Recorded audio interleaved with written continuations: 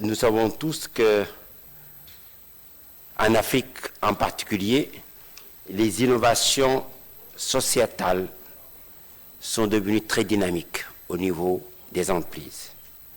Et nous savons notamment que la responsabilité sociale est un outil essentiel pour assurer ce qu'on appelle les prestations au dernier kilomètre, que ce soit dans le domaine des circuits d'économie circulaire, dans le domaine des dispositifs d'eau et d'assainissement, que ce soit tout simplement dans le domaine de l'innovation sociale.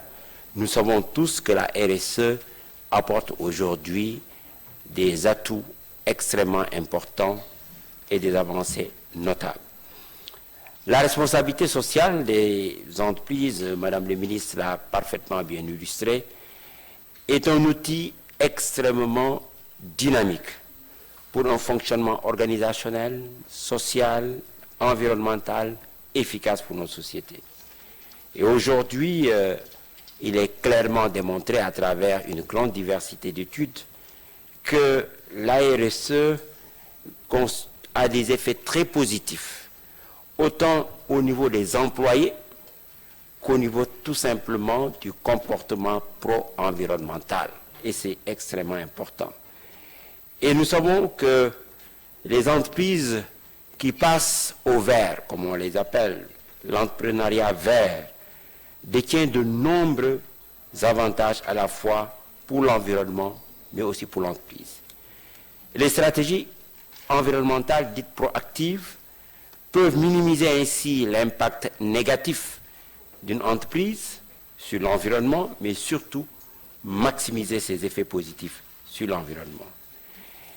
Et placer les défis sociaux, économiques et culturels au cœur des préoccupations de l'entreprise constitue aujourd'hui non pas simplement un intérêt pour l'entreprise, mais c'est devenu aujourd'hui comme la clé du succès durable selon plusieurs experts.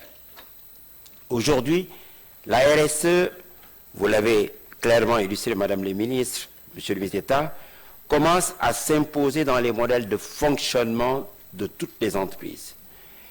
Et en 2011, dans le cadre d'une étude qui a été commanditée par la Commission européenne, je vous cite, Monsieur le ministre d'État, il était clairement dit que pour assumer sa responsabilité sociale, il faut au préalable que l'entreprise respecte la législation en vigueur, certes, les conventions collectives conclues entre partenaires sociaux, mais surtout s'engage en collaboration étroite avec toutes les parties prenantes dans un processus destiné à intégrer les préoccupations en matière environnementale et sociale. C'est donc aujourd'hui une démarche de développement durable qui s'impose et qui petit à petit se développe partout dans le monde. Vous avez évoqué, Monsieur le ministre d'État, le parcours du concept du développement durable. Je n'y reviendrai pas, mais c'est simplement pour dire que c'est devenu aujourd'hui un paradigme qui s'impose à nous tous. Si maintenant, dans cette dynamique, je peux me le permettre, Monsieur le ministre d'État, Madame le ministre, je voudrais peut-être évoquer une ressource essentielle, l'eau. L'eau, matière première dans de nombreuses industries qui ont une influence majeure sur la performance économique de nos collectivités.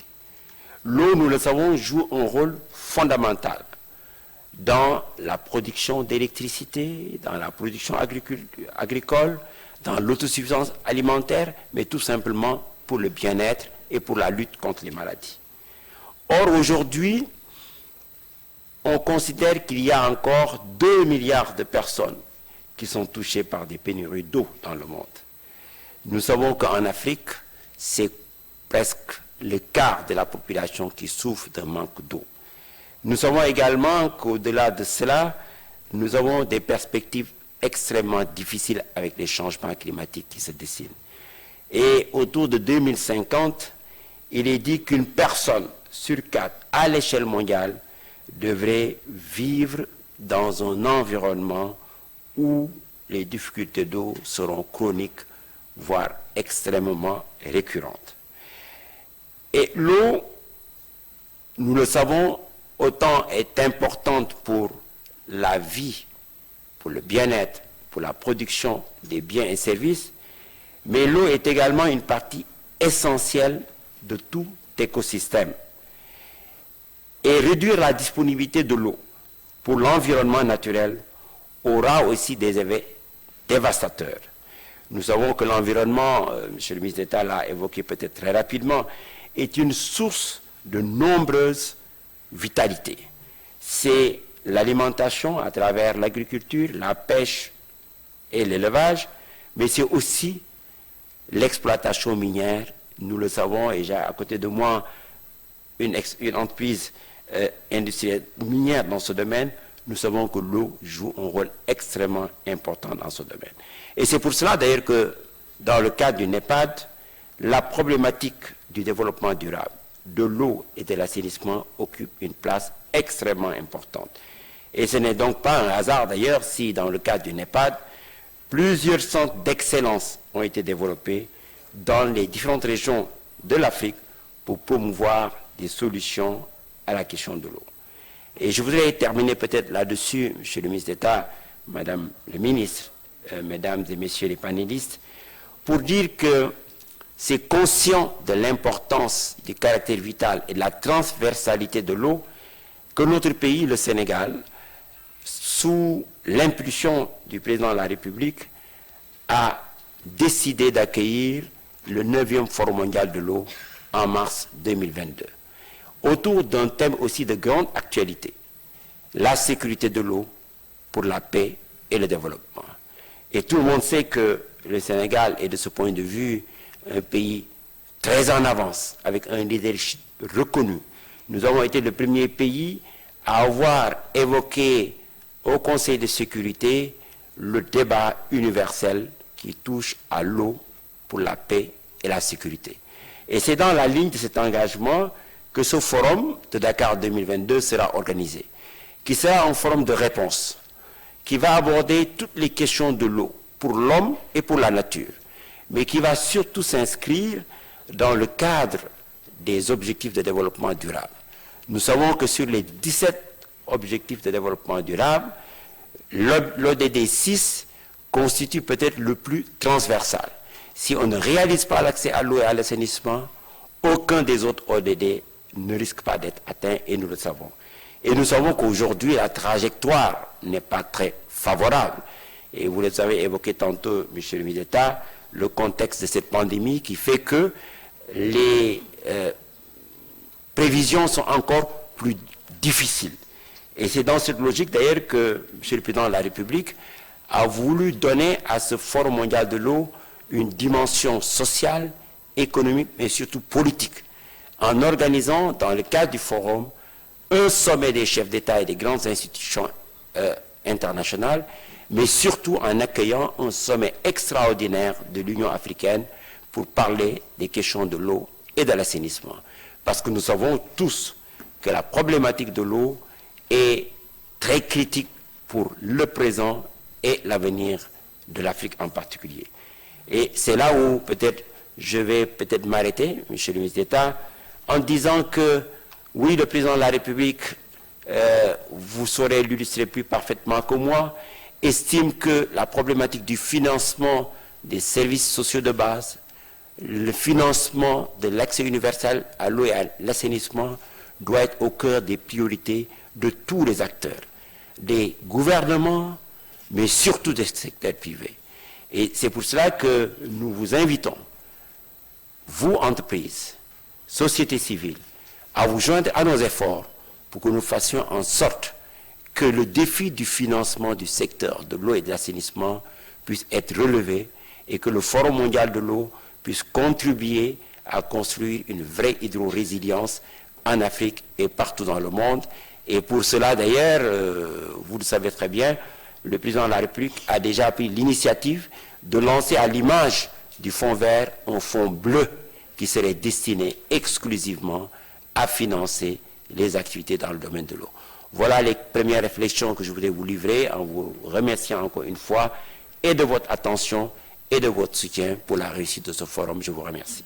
Merci, M. Sen. En tout cas, nous croisons les doigts pour vous, pour la réussite de ce forum, malgré un contexte difficile Covid. Mais je sais que vous êtes un homme de défi et que vous allez relever ces défis-là. Alors, nous allons passer à M. Madani Koumaré, en duplex. Est-ce qu'il est prêt, M. Koumaré? Monsieur Koumaré, nous vous donnons la parole. Bienvenue à Dakar. Merci beaucoup. Salutations au ministre, à tous les participants et aux citoyens de Dakar, ville jumelle de Bamako. C'est un plaisir pour moi de me joindre au précédent intervenant pour saluer l'initiative de cet échange à distance et surtout d'avoir pensé à une dynamique africaine concernant l'économie sociale et solidaire. Je voudrais à l'entame préciser que la responsabilité sociétale des entreprises n'est pas une notion nouvelle. Elle existait déjà au XIXe siècle au niveau des grandes entreprises de production où des patrons souciés d'endiguer des mouvements contestateurs prenaient des initiatives visant à promouvoir un climat social favorable, surtout à l'atteinte de leurs objectifs à eux. La plus de l'ampleur avec l'avènement de la question du développement durable. Donc, il y a d'autres paramètres qui s'y sont ajoutés, surtout la question de l'environnement. Les intervenants en ont parlé longuement. Actuellement, il s'agit surtout d'accompagner des actions qui permettent de mettre plus à l'aise les travailleurs dans l'entreprise. Mais c'est plutôt dans une dynamique plus ou moins charitable que cela se fait. Par contre, nous savons qu'il y a des besoins cruciaux d'accompagner l'éducation des enfants des travailleurs, de prendre en charge, ne serait-ce que de manière minimale, leurs soins de santé, mais également réaliser des ouvrages collectifs permettant à ces travailleurs d'évoluer dans leur environnement social.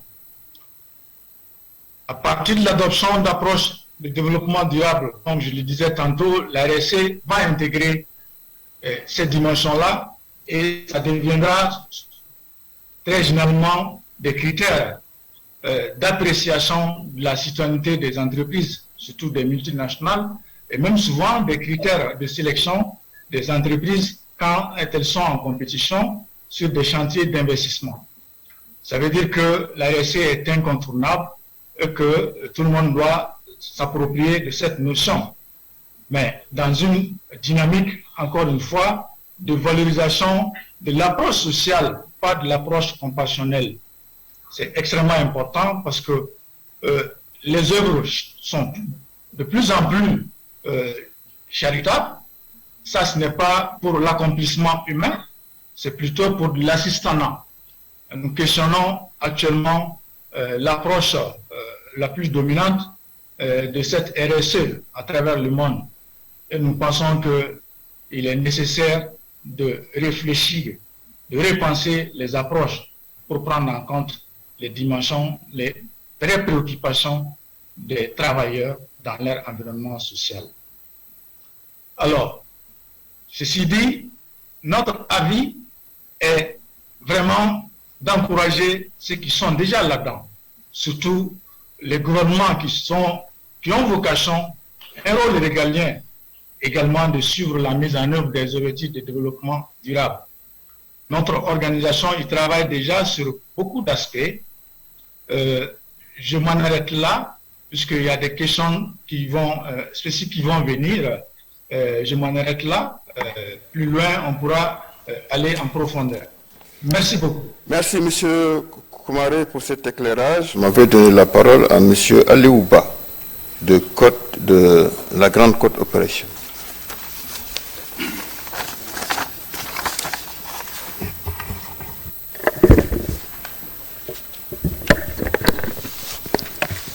Alors,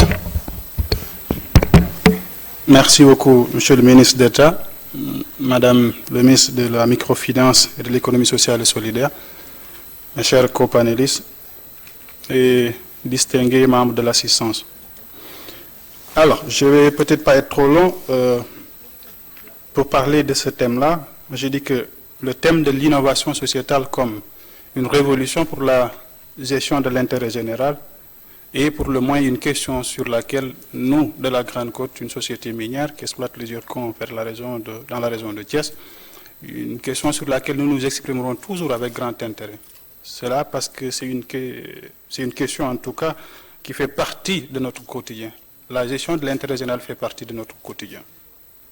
La nature même et l'envergure de notre projet fait que nous interagissons au quotidien avec plusieurs parties prenantes à nos activités, parfois avec des intérêts, des attentes et des préoccupations qui sont divergents, mais que nous devons quand même concilier.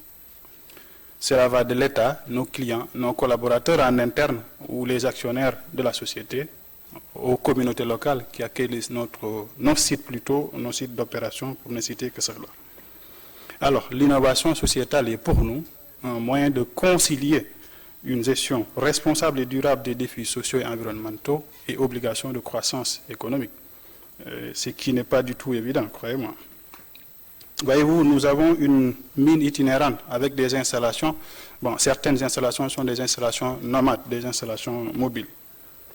L'extraction de sable minéralisé que nous exploitons se fait certes dans des dunes de sable, mais de part et d'autre du chemin de la drague, le bateau qui est la drague d'exploitation, la drague plutôt d'extraction de sable minéralisé, il y a des populations en fait, de part et d'autre du chemin de la mine, il y a des hameaux où parfois il y a des périmètres agricoles que nous traversons. Et parfois nous impactons ces périmètres agricoles-là pour les besoins d'installation comme des forages, des poteaux électriques ou des routes d'accès aux bateaux ou en tout cas à nos installations qui sont dans les parages. Et parfois nous sommes obligés de déplacer ces populations-là. Et quand il faut les déplacer, bien évidemment, il faut les réinstaller. Et s'il y a un déplacement physique. Ou les impenser si c'est juste un impact en fait économique, ou on dit un déplacement économique, quand c'est des terres agricoles que nous impactons. La réussite économique de l'entreprise passe par une démarche inclusive et participative, en premier chef desquels l'État, à travers l'administration territoriale et ses services techniques déconcentrés, qui nous permettent de créer ensemble des cadres en fait, d'échange, de partage et d'action pour gérer ces questions-là avec les collectivités territoriales et les communautés locales.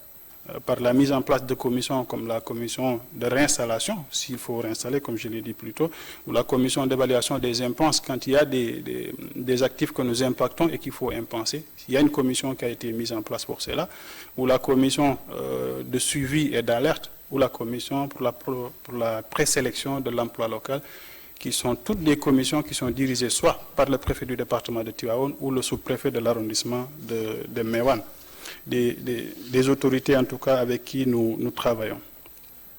Étant une mine à ciel ouvert, c'est souvent des mines qui ne recrutent pas beaucoup.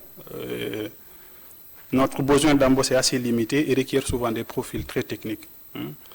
Maintenant, pour pallier à cette contrainte, nous avons misé sur deux axes, que ce soit le développement de l'entrepreneuriat et l'innovation et le soutien à l'éducation. C'est guidé par cet esprit d'initiative ou d'innovation plutôt constante et un engagement ferme à contribuer pleinement dans l'amélioration des conditions de vie des communautés locales qui tournent autour de nos sites d'opération. Nous avons fait le pari gagnant de miser sur l'entrepreneuriat local, l'entrepreneuriat agricole plutôt. C'est un moyen efficace de répondre à une demande croissante de l'emploi qui est quand même très importante dans la zone avec un taux de chômage très élevé.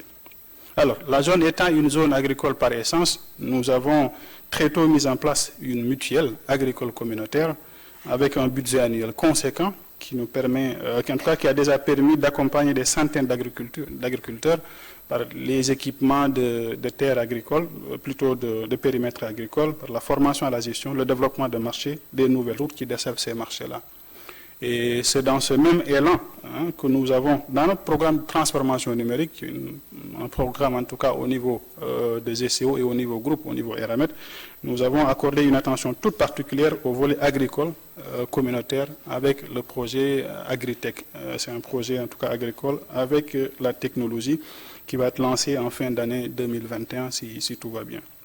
Le projet Agritech s'appuiera sur l'utilisation des drones et images satellitaires pour contrôler la santé des plantes, l'utilisation de l'eau, identifier des zones en manque de fertilisants ou assurer une distribution rationnelle d'herbicides. Entre autres, contribuer de façon générale, in fine, à améliorer de façon considérable les rendements de ces périmètres agricoles-là.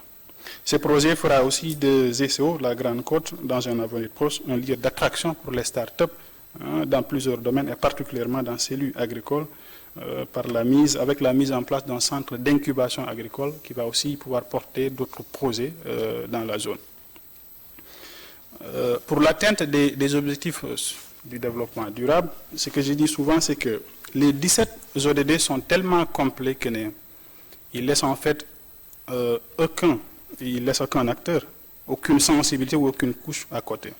À partir de cet instant-là, pour moi, il est impératif que ces acteurs-là qui se battent chacun de son côté pour l'atteinte d'objectifs sectoriels adoptent une approche globale et inclusive afin de conjuguer nos efforts sectoriels pour cet idéal commun qui est l'atteinte des 17 ODD.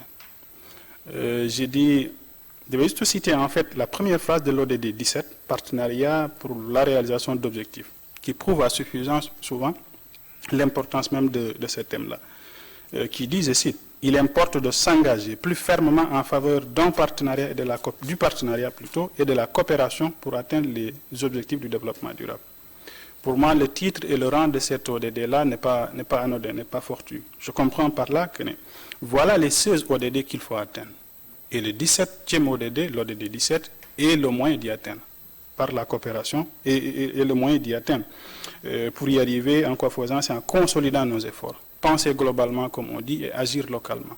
C'est quelque chose qui est possible, bien évidemment, si on s'y met tous ensemble, chacun y met du sien. Entre autres, voilà ce que je voulais dire en tout cas en introduction. Et c'est en tout cas un thème qui nous concerne et que nous apprécions beaucoup. Ces genres d'initiatives contribuent en tout cas à aider à lutter ensemble, plutôt faire fédérer les différents acteurs qui essaient tant bien que mal à lutter pour l'atteinte de ces objectifs pour le développement durable. Nous, pour une entreprise minière quand même qui a une envergure, une multinationale, l'envergure du projet fait que nous impactons, en tout cas nous interagissons avec plusieurs acteurs. Et il est important pour nous de mettre en place un cadre qui nous permet de valoriser davantage notre impact de nos projets, l'impact de nos projets. Et il y a deux critères qui sont très importants pour nous dans la mise en place ou le choix de ces projets-là. C'est l'impact du projet et la soutenabilité, la durabilité du projet. Parce qu'il est important que l'entreprise minière qui va pas rester là indéfiniment, les projets que nous allons mettre en place puissent contribuer non seulement à améliorer les conditions de vie des populations locales là, pendant que nous sommes encore là, mais aussi les aider à être indépendants, à être autonomes, l'après-projet, parce qu'il va falloir survivre à l'après-projet aussi.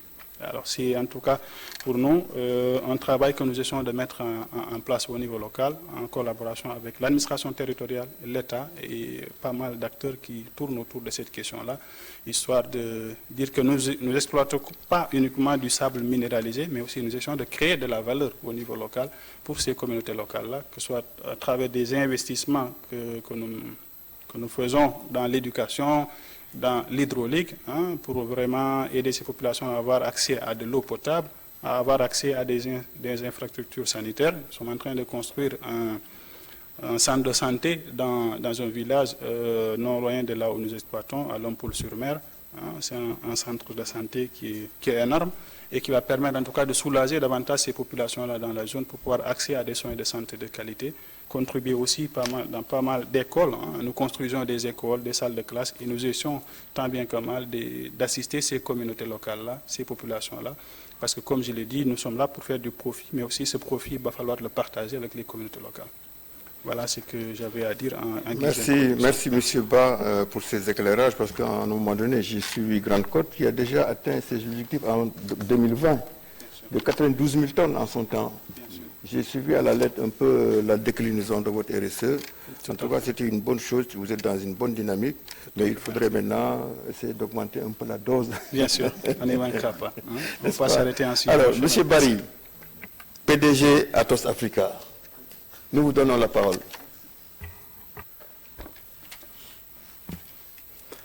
Bonjour, Monsieur le ministre d'État, Madame la ministre. Bonjour, chers panélistes, et bonjour à toutes les personnes qui sont là. Je voudrais juste dire que je n'ai pas l'habitude d'assister à des conférences de cette nature, mais lorsque Africa Mutandim m'a proposé de participer à ce sommet, j'ai accepté avec grand plaisir et je suis venu avec Cher Babakan, qui est le directeur financier d'Atos Afrique, qui est basé à Dakar. Moi-même, je suis sénégalais, parce que parfois ça ne se voit pas, ça ne se sent pas dans le nom, mais je suis sénégalais. Et j'étais ravi de participer à ce forum parce que Atos, c'est une société d'informatique. Nous sommes 125 000 dans le monde et nous sommes 2600 personnes en Afrique. Donc j'ai l'habitude plutôt de travailler, d'avoir des débats sur comment évoluer, comment faire évoluer nos entreprises. Et aujourd'hui, je suis dans un secteur qui me tient à cœur. Moi, je suis né dans le sud du Sénégal. J'ai grandi au Sénégal jusqu'au bac. Et je suis allé faire des études en France. J'ai travaillé dans l'informatique. Et je suis heureux aujourd'hui, avec Atos, de contribuer sur des projets, et des projets très particuliers. Notre objectif, je vais en citer 3 d'objectifs. Le premier, c'est plutôt dans la formation. C'est-à-dire que nous, informaticiens chez Atos, on souhaite que le Sénégal, pas seulement le Sénégal, l'Afrique, on dispose de compétences fortes et qu'on soit, dans quelques années, un pays qui soit cité comme un concurrent des grands pays d'informatique comme l'Inde. Alors pourquoi je dis ça? Ce n'est pas juste un scénario science-fiction. Hein. Atos, au Sénégal, il y a 5 ans, on était 20 personnes. Alors, le directeur financier va me dire si je fais une erreur sur les chiffres. Mais aujourd'hui, on est 400 personnes. On est passé de 25 à 400 personnes. Tout ça parce que la volonté d'Atos, c'est de développer et de s'assurer que le Sénégal deviendra un hub pour pouvoir servir non seulement le Sénégal, mais tout le monde. Alors, pour revenir sur la formation sur un sujet particulier, parce que je veux vous donner des cas très concrets. La formation, ce n'est pas seulement les gens qui sont à l'université ou qui sont dans des écoles supérieures. Ce qu'on a décidé chez Atos depuis maintenant 2 mois, c'est de former des jeunes filles de 14 à 18 ans, des jeunes filles du lycée Mariam Abba, à Gorée, de les former au développement informatique, pour leur apprendre à coder. Ce qu'on dit coder en informatique, c'est donc développer des programmes. Et ça, on le fait 2 fois par mois. On prend la chaloupe, on va à Gorée. Alors je dis on prend, c'est pas moi-même parce que j'habite pas à Dakar, mais on prend la chaloupe avec l'équipe, on va à Gorée, on forme les 35 jeunes filles, on leur a équipé des ordinateurs et on les forme, on les suit, et pas seulement les former tous les 15 jours, mais on fait ce qu'on appelle un programme de mentorat. C'est-à-dire que moi-même, Cher qui est là, tous mes collègues, tous les mois, 2 heures par mois, on fait un call avec chacune des jeunes filles pour parler de tous les sujets, pas seulement des sujets informatiques, mais aussi les aider dans leur développement, les aider dans leur réflexion pour leur carrière future dans une organisation, que ce soit une autre organisation privée ou publique. Donc ça, c'est quelque chose qu'on va faire pendant 1 an. Et on va continuer, si on s'aperçoit que le projet marche bien, on va continuer à le faire. Alors, j'ai bien aimé ce que monsieur disait tout à l'heure, c'est qu'on n'est pas là dans l'assistanat. Ces jeunes filles, dans 2 ans, dans 3 ans, dans 4 ans, on va leur ouvrir la porte chez Atos. On va leur dire, écoutez, si vous êtes intéressés par l'informatique, venez. On ne contribue pas simplement en disant on fait de la charité, ce n'est pas de la charité. La charité dans le monde privé, ça n'existe pas. Mais on fait des choses qui sont utiles pour la population, qui sont utiles pour l'entreprise. Et ça, c'est le premier projet que je voulais vous citer. J'ai un deuxième cas que je veux vous citer aussi, qui n'est pas spécifique aujourd'hui au Sénégal, mais qu'on fait au Kenya. Parce que moi, je m'occupe de l'ensemble de l'Afrique, l'Afrique du Nord, l'Afrique australe et toute l'Afrique. Et au Kenya, ce qu'on fait aujourd'hui, c'est qu'on a des projets dans les villages pour aider les populations à ne plus utiliser les foyers qui sont les foyers avec 3 pierres pour faire du feu. Donc, avec des artisans locaux, on a construit des fourneaux spécifiques qu'on déploie dans plusieurs villages. Et ces fourneaux spécifiques permettent de réduire la consommation de bois et donc permet de contribuer à la réduction de carbone que l'on déploie dans l'air. Donc, et ça, pourquoi on le fait? Ce n'est pas là aussi juste pour dire c'est de la charité, c'est que ce projet-là permet à Atos d'enregistrer ce qu'on appelle des crédits carbone. C'est-à-dire que les crédits carbone qu'on obtient parce qu'on réduit la consommation de carbone, c'est quelque chose qui est monétisable. C'est-à-dire que nous allons voir une entreprise en France qui a besoin de réduire son crédit, sa consommation de carbone, et nous proposons, avec les résultats qu'on a fait au Kenya, de leur permettre d'avoir ces crédits carbone. Alors j'étais très touché par ce que vous disiez tout à l'heure, Monsieur Sen, sur l'eau, et je pense que ça, ce sont des sujets aussi sur lesquels on va devoir travailler pour voir comment on peut, non seulement sur la partie consommation de bois, mais peut-être aussi sur le fait d'augmenter l'accessibilité à l'eau, comment est-ce que ceci peut être traité, et peut-être dans nos programmes avec nos entreprises. Le dernier point que je vais citer, parce que j'avais en tête de citer 3 points et de ne pas être trop long, j'ai écouté beaucoup ce que vous avez dit tout à l'heure sur la responsabilité sociétale d'entreprise, sur l'autonomisation des filles et des femmes, sur le partenariat public et privé. Moi, mon objectif aujourd'hui sur le Sénégal, on est 400 personnes aujourd'hui chez Atos, notre objectif c'est d'être à 800 dans 3 ans. Et d'être à 800 dans 3 ans, ça veut dire qu'il faut qu'on ait des jeunes. Aujourd'hui, par exemple, si je vous prends le cas du nombre d'informaticiens qu'on a en Inde, on a 50 000 informaticiens en Inde chez Atos, on en a 400 à Dakar. J'aimerais bien, alors je ne vais pas concurrencer l'Inde, hein, ils sont 1,3 milliard. Bon, mais l'objectif, et c'est l'objectif qu'on a tous, c'est d'arriver à augmenter cette population de jeunes informaticiens sénégalais et d'avoir un pourcentage de femmes au moins de 30%. Aujourd'hui, on doit être aux alentours de 15%. Notre objectif, c'est d'être à 30%. Donc, c'est un peu pour ça qu'on travaille aussi sur le projet d'éducation des jeunes filles. Donc, voici en gros ce que je voulais partager avec vous. Je voulais vous partager avec vous des cas concrets, parce que dans l'entreprise, on est plutôt concret, on n'est pas très théorie. Et ça, ce sont des sujets sur lesquels je suis prêt avec Atos, et je suis accompagné par la direction générale d'Atos. Peut-être juste pour rappeler, ancien PDG d'Atos, c'est Thierry Breton, que beaucoup de Sénégalais connaissent parce qu'il a une affection particulière pour ce pays.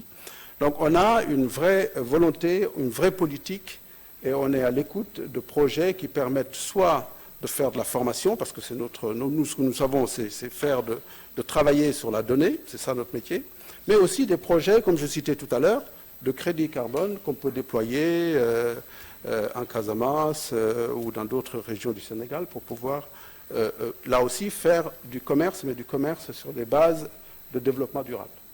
Voilà. Merci, M. Barry. Moi, je vous confirme la pertinence de vos propos pour la formation, pour le mentorat. Mais n'oubliez pas de former ces jeunes filles au supercalculateur, parce que c'est Atos qui l'a fourni quand même. Hein, il faudrait que absolument. Et il n'est pas loin d'ici. Ben voilà. Absolument.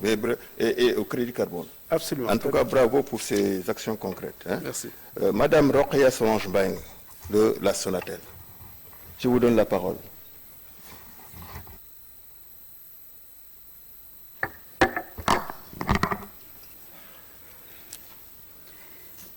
Bonjour, Monsieur le ministre d'État, Madame la ministre de la Microfinance, de l'Économie sociale et solidaire, chers panélistes, chers participants, permettez-moi tout d'abord au nom de Monsieur Sékou Dramé, directeur général du groupe Sonatel, de remercier les organisateurs de ce sommet de l'engagement sociétal des entreprises, vraiment de vous remercier pour cette invitation pour le groupe Sonatel, de venir faire un partage d'expérience sur un sujet qui aujourd'hui est vraiment au cœur de la stratégie de notre entreprise, la RSE, et qui a été érigé depuis un certain nombre d'années comme un pilier stratégique pour qu'on puisse atteindre nos objectifs et les performances qui nous sont assignés.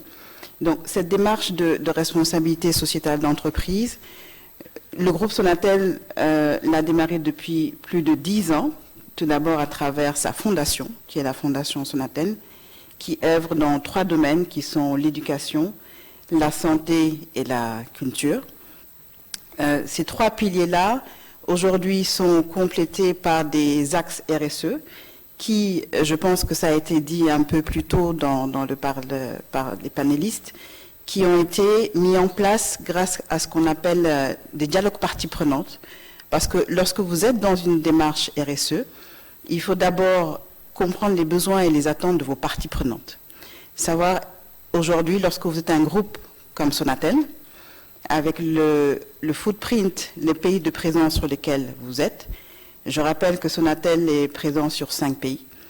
Les 2 Guinées, Guinée-Bissau, Guinée-Conakry, Mali et la Sierra Leone. Donc il est important, lorsque vous avez plus de 4500 collaborateurs et qu'on fait le chiffre d'affaires qu'on fait, de nous engager pour accompagner le développement économique et social dans nos pays de présence. Donc à travers un dialogue parties prenantes qui nous a permis d'identifier les sujets sur lesquels nous sommes attendus en tant que groupe et en tant qu'entreprise qui a un engagement sociétal. Et c'est ainsi que nous nous appuyons sur les stratégies nationales qui visent à atteindre ces objectifs de développement durable, mais plus précisément dans le cadre du plan Sénégal numérique, qui est le plan déroulé par notre ministère de tutelle, dont l'objectif est d'accompagner et de mettre en place la stratégie de transformation digitale et numérique du Sénégal. Donc nous nous appuyons beaucoup sur les stratégies nationales. Je rappelle très souvent que Sonatel appartient encore à 26% à l'État du Sénégal et que c'est donc tout naturellement que nous travaillons avec l'ensemble des ministères pour accompagner le développement du pays.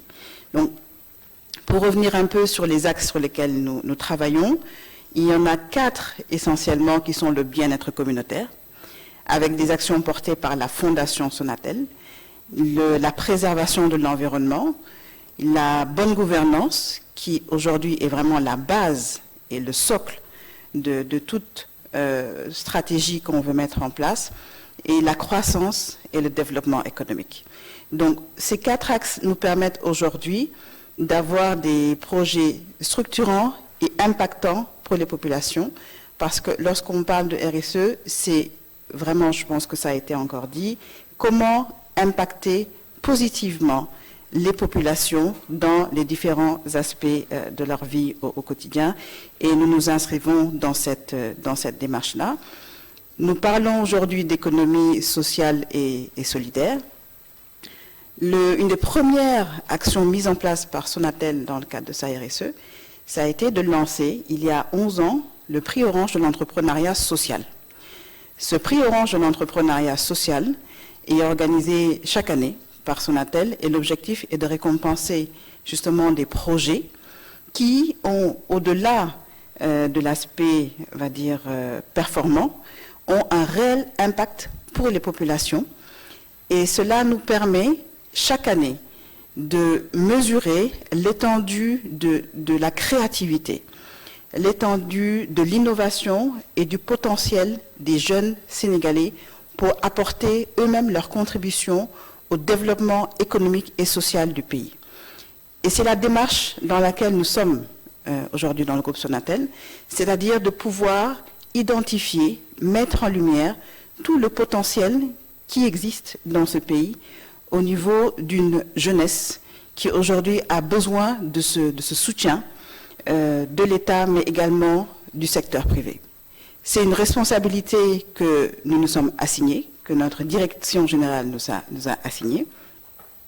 Et j'en veux également pour preuve la création, il y a un peu plus de 3 ans, d'une école par Sonatel qui s'appelle Sonatel Academy et qui, chaque année, forme des jeunes à avoir des compétences. Et cela, je tiens à le dire de manière totalement gratuite dans le cadre de notre RSE, pour intégrer pour développer cette employabilité des jeunes-là.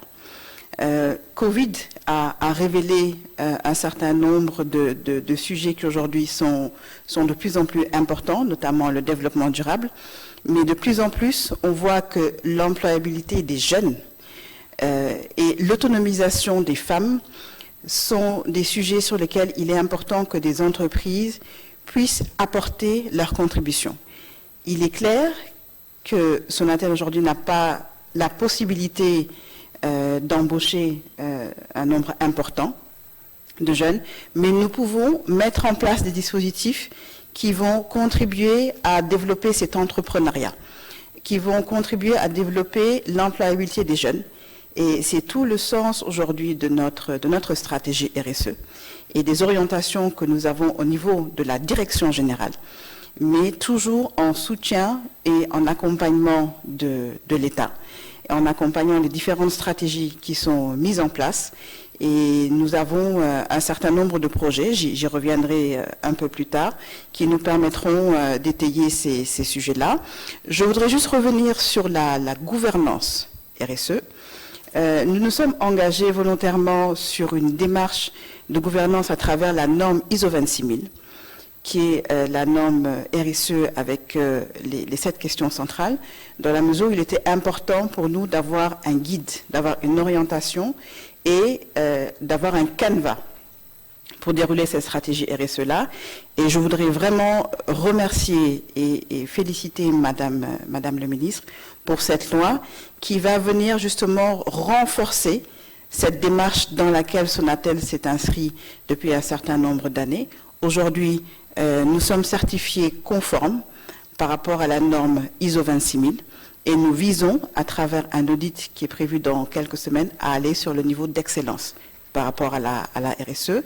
Et au-delà de ça, les ODD sont également au cœur de notre stratégie. Il y en a 17. Il est difficile pour une entreprise de s'inscrire dans les 17 ODD. Donc, à travers des ODD qui ont été identifiés comme prioritaires par nos parties prenantes, par notre entreprise, nous essayons d'avoir des projets impactants sur le court, sur le moyen et le long terme. Donc, c'est ce que je voulais dire en guise d'introduction. Et surtout rappeler que c'est une démarche aujourd'hui qui est volontariste, mais qui devient quand même une exigence. Monsieur le ministre d'État l'a dit, lorsque vous êtes un groupe comme Sonatel, que vous êtes coté en bourse, de plus en plus votre engagement en termes de RSE fait partie des critères sur lesquels vous êtes évalué. Et c'est ce qui nous amène chaque année à produire un rapport RSE. Nous allons sortir notre rapport RSE 2020 dans quelques jours. J'en profite pour saluer l'équipe de Sonatel qui est dans la salle et qui travaille sur le sujet. Et ce rapport RSE-là nous permet d'être totalement transparent sur l'ensemble des activités que nous organisons chaque année et nous permet de communiquer vers les parties prenantes et de nous assurer aujourd'hui que nous sommes sur la bonne direction et que l'ensemble des préoccupations des populations sont prises en compte. Je vous remercie. Merci Madame Beng. Il faut reconnaître quand même que la Sonatel est très dynamique en matière de RSE.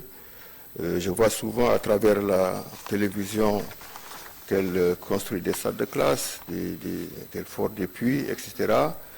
C'est dans une bonne logique, mais je voudrais rebondir sur votre notion d'isomorphisme. Il faudrait que nous passions aussi à une norme ISO africaine.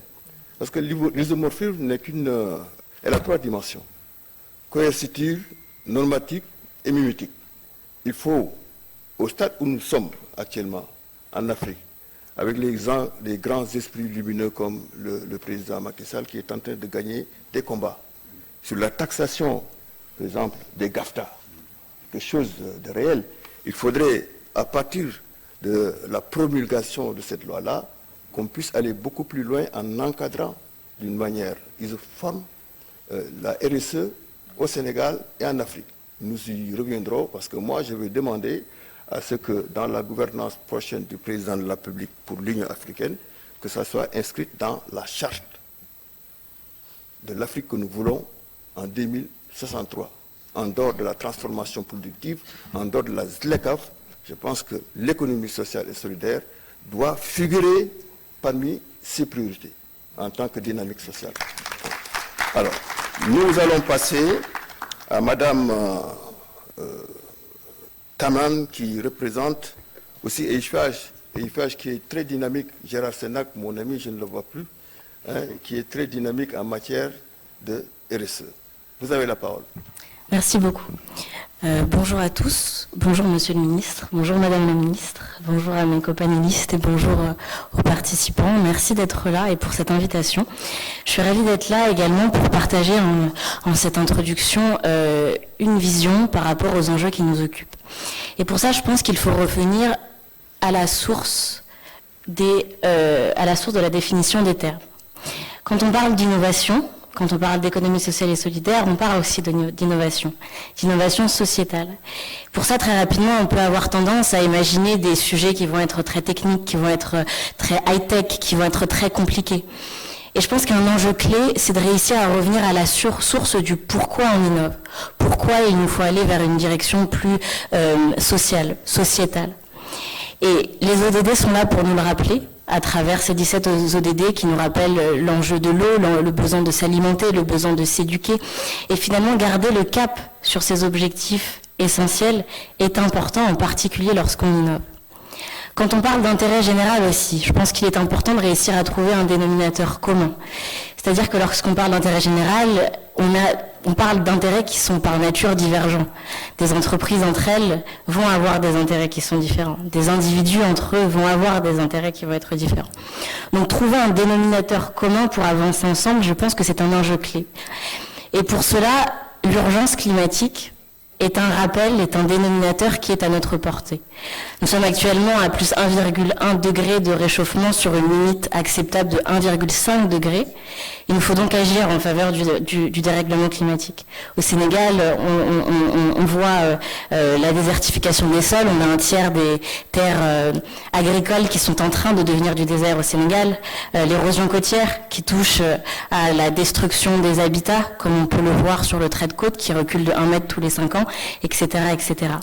Je pense donc que l'urgence climatique peut être une aide aussi pour nous guider afin de trouver des solutions.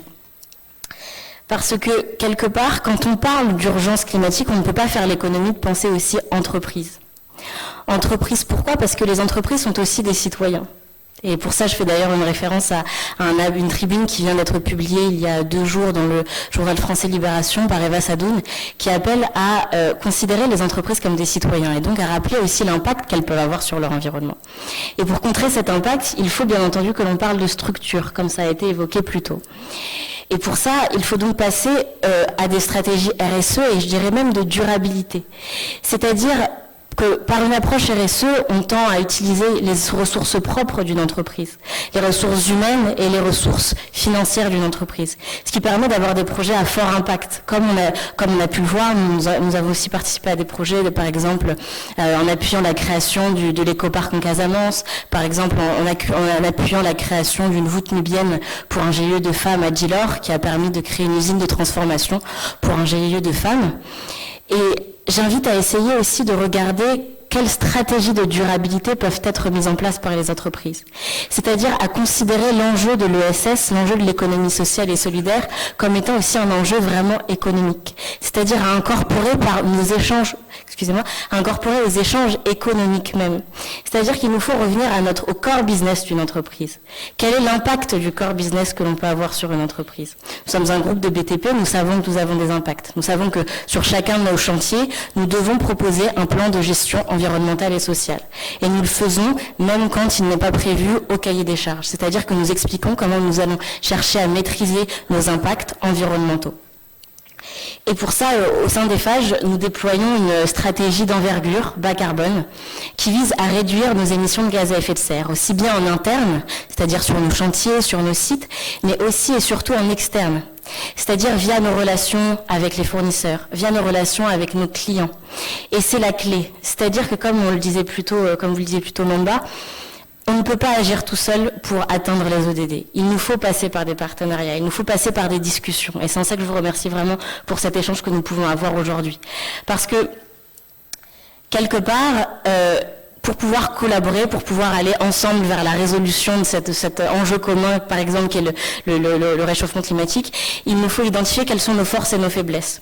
Nous savons par exemple qu'à notre niveau, nous menons un plaidoyer très très fort de bas carbone qui vise à pouvoir proposer en appel d'offres des variantes bas carbone, par exemple.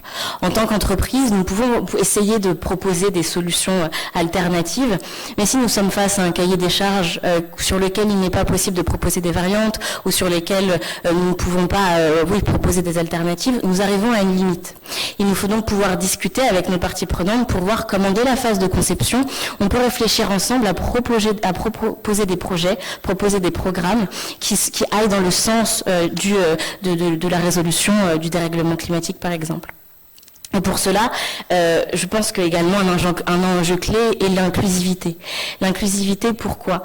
Parce que en parlant d'intérêt général, en parlant d'économie sociale et solidaire, on parle de toutes les différentes couches de la société. On parle des usagers, on parle du vendeur de café tout bas, on parle du diplomate, on parle également du PDG, on parle de tous.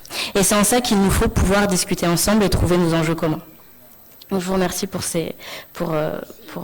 Merci Madame Tandan, vous avez parfaitement raison de parler du changement climatique qui tue beaucoup plus que le terrorisme. Environ, le changement climatique tue par an 9 millions de personnes. La faim tue 8 millions de personnes. Et le terrorisme, environ 400 à 500 000 personnes. Donc, ça fait partie, surtout au niveau africain, des méga-tendances que nous devons absolument maîtriser. Ça a un lien thermodynamique, physiologique avec l'eau. Quand on parle de l'eau, évidemment, on rebondit sur ce que vous avez dit tout à l'heure, on rebondit sur l'agriculture et son importance, qui me rappelle un peu la théorie du physiocrate Quesnay, pauvre paysan, pauvre agriculture, pauvre royaume, pauvre roi. Donc vous avez parfaitement raison de parler de la maîtrise du changement climatique. Maintenant, nous venons de terminer la première étape de ce panel consacré au recadrage conceptuel doublé d'observations empiriques, parce que les uns et les autres ont expliqué un peu leurs orientations sur la RSE, l'économie sociale solidaire, la croissance inclusive. Madame le ministre, nous allons passer à la série de questions, déjà, après avoir écouté les uns et les autres. La première question, quelles sont, selon vous, les actions et initiatives emblématiques et pertinentes pour inspirer les autres acteurs, privés surtout, publics, à choisir des actions orientées RSE?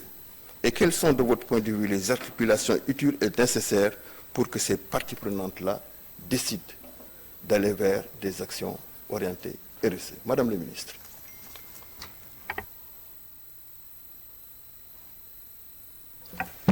Je vous remercie, Monsieur le ministre d'État, modérateur. Sur ces deux questions, je vais essayer de les mettre ensemble. Sur la question de l'approche et des initiatives emblématiques et pertinentes à partager, on partirait de ce que nous avons fait au niveau du ministère. Et à ce niveau-là, il nous fallait d'abord définir une politique sectorielle, participative et inclusive. Cela a été rappelé tout à l'heure. Dorénavant, toute initiative qui se fait de manière exclusive est vouée à l'échec. Donc, ça a été fait de cette façon-là. Et comme nous l'avons indiqué, si nous voulons avoir une œuvre avec succès et durabilité, il nous faut nécessairement aller vers une planification. C'est pourquoi nous avons commencé par traduire les orientations contenues dans le plan Sénégal émergent, qui est notre référentiel socio-économique, en stratégie de développement opérationnel à travers une lettre de politique sectorielle qui a été mise en harmonie avec les politiques macroéconomiques de l'État. Donc ça, c'est le premier élément. Mais ensuite, il a bien fallu avoir un cadre juridique instituant l'engagement de l'État en faveur de l'économie sociale et solidaire. Et c'est pourquoi ce n'est pas étonnant de voir que parmi les 5 grandes initiatives du chef de l'État figure en bonne place l'économie sociale et solidaire, qui est une deuxième initiative après la jeunesse et suit également les autres initiatives, l'industrialisation, le numérique, etc. Donc ça, c'est un premier élément. Et dans le cadre de la mise en place de l'arsenal juridique, nous avons mis en place, comme ça a été indiqué tout de suite, la loi, qui prend la définition des termes. C'est important. On a parlé tantôt d'entrepreneur social, d'entreprise sociale, d'économie sociale, mais c'est toujours différent de l'économie sociale et solidaire. Les concepts se ressemblent, mais ne définissent pas, ce n'est pas la même définition. L'économie sociale et solidaire, c'est un modèle entrepreneurial qui prône le regroupement d'acteurs. Vous pouvez faire une action RSE qui impacte une personne. C'est une action RSE, mais c'est une action RSE qui ne prend pas en charge le modèle de l'économie sociale et solidaire. C'est pourquoi c'est important que nous puissions avoir une définition des termes en usage, mais pour prendre en charge également la réalité économique des acteurs, il faut nécessairement créer des mesures fiscales et douanières incitatives. Là également, c'est des questions sur lesquelles nous réfléchissons en tant qu'acteurs pour aller également vers le besoin d'avoir, même si c'est une économie sociale, qu'elle soit entreprenante, qu'elle soit économique également, il faut, nous avons pensé à labelliser même le modèle à travers un agrément. Donc toutes ces questions-là, c'est pour que le partenariat qui doit se faire en amont avec les différents acteurs puisse également prendre en charge les préoccupations des uns et des autres. C'est pourquoi les différentes interventions des panélistes me rassurent. Ce sont de grandes entreprises qui ont commencé à faire de la RSE depuis bien des années, mais en fonction de leurs préoccupations et de leurs orientations. Atos fait de la RSE à travers l'informatique. Eiffage fait de la RSE à travers l'esprit BTP. Les mines font de la RSE, Sonatel fait de la RSE. Et vous avez vos propres secteurs, l'éducation, la santé, etc. C'est pourquoi nous, maintenant, ce que nous voulons dans le cadre de la loi, c'est de dire, il faut d'abord, c'est vrai, être dans votre champ de prédilection, mais intégrer également ce que les acteurs veulent. C'est juste une anecdote. L'année dernière, lors de la concertation avec le chef de l'État sur les ressources naturelles, quand on a parlé de contenu local, il y a eu plusieurs acteurs qui ont dit c'est très bien, nous nous réjouissons de la RSE, mais malheureusement pour nous, ce qu'on nous a proposé ne rencontrait pas nos attentes. C'est pourquoi c'est important d'avoir une démarche participative, cela a été dit, mais moi, la première synthèse que j'ai eu à faire après les différentes interventions, c'est qu'on demandera, au-delà du partenariat qu'on va très certainement nouer, qu'on puisse élargir les champs d'action de l'action de la RSE. Qu'on ne se dise pas juste, non, nous sommes dans ce domaine pour faire de la RSE, mais il serait possible, envisageable, à partir de cette loi, de dire, voilà, on sortira peut-être du cadre de l'éducation, de la santé, pour aller vers autre chose. Et ça, c'est vraiment un réconfort. Maintenant, également, j'aimerais juste attirer l'attention, parce que lorsqu'on a fait la loi, on n'a pas parlé de responsabilité sociétale. On a parlé de responsabilité sociale. C'était important pour nous dans la mesure où, pour nous, responsabilité sociétale met l'accent sur le fait que cette responsabilité découle plus de l'appartenance à une société, donc à une communauté, que du fait de la décision d'entreprendre par la création d'une entreprise. Parce que cela explique que la RSE ne puisse se faire de façon unilatérale, alors que la décision d'entreprendre est unilatérale. C'est pourquoi nous avons préféré indiquer que nous assumons une responsabilité sociale, et ça définit un peu ce que j'ai tantôt énuméré. Mais dans tous les cas, nous pensons qu'au moment où la décision est prise d'assumer une responsabilité, qu'un dialogue est nécessaire pour ou entre l'entreprise et les populations. Et ça a été dit d'ailleurs, la RSE c'est volontaire. C'est volontaire. Même si par ailleurs c'est un critère d'appréciation, elle demeure volontaire. Donc dès lors qu'elle est volontaire, il nous faut organiser le principe du dialogue en amont.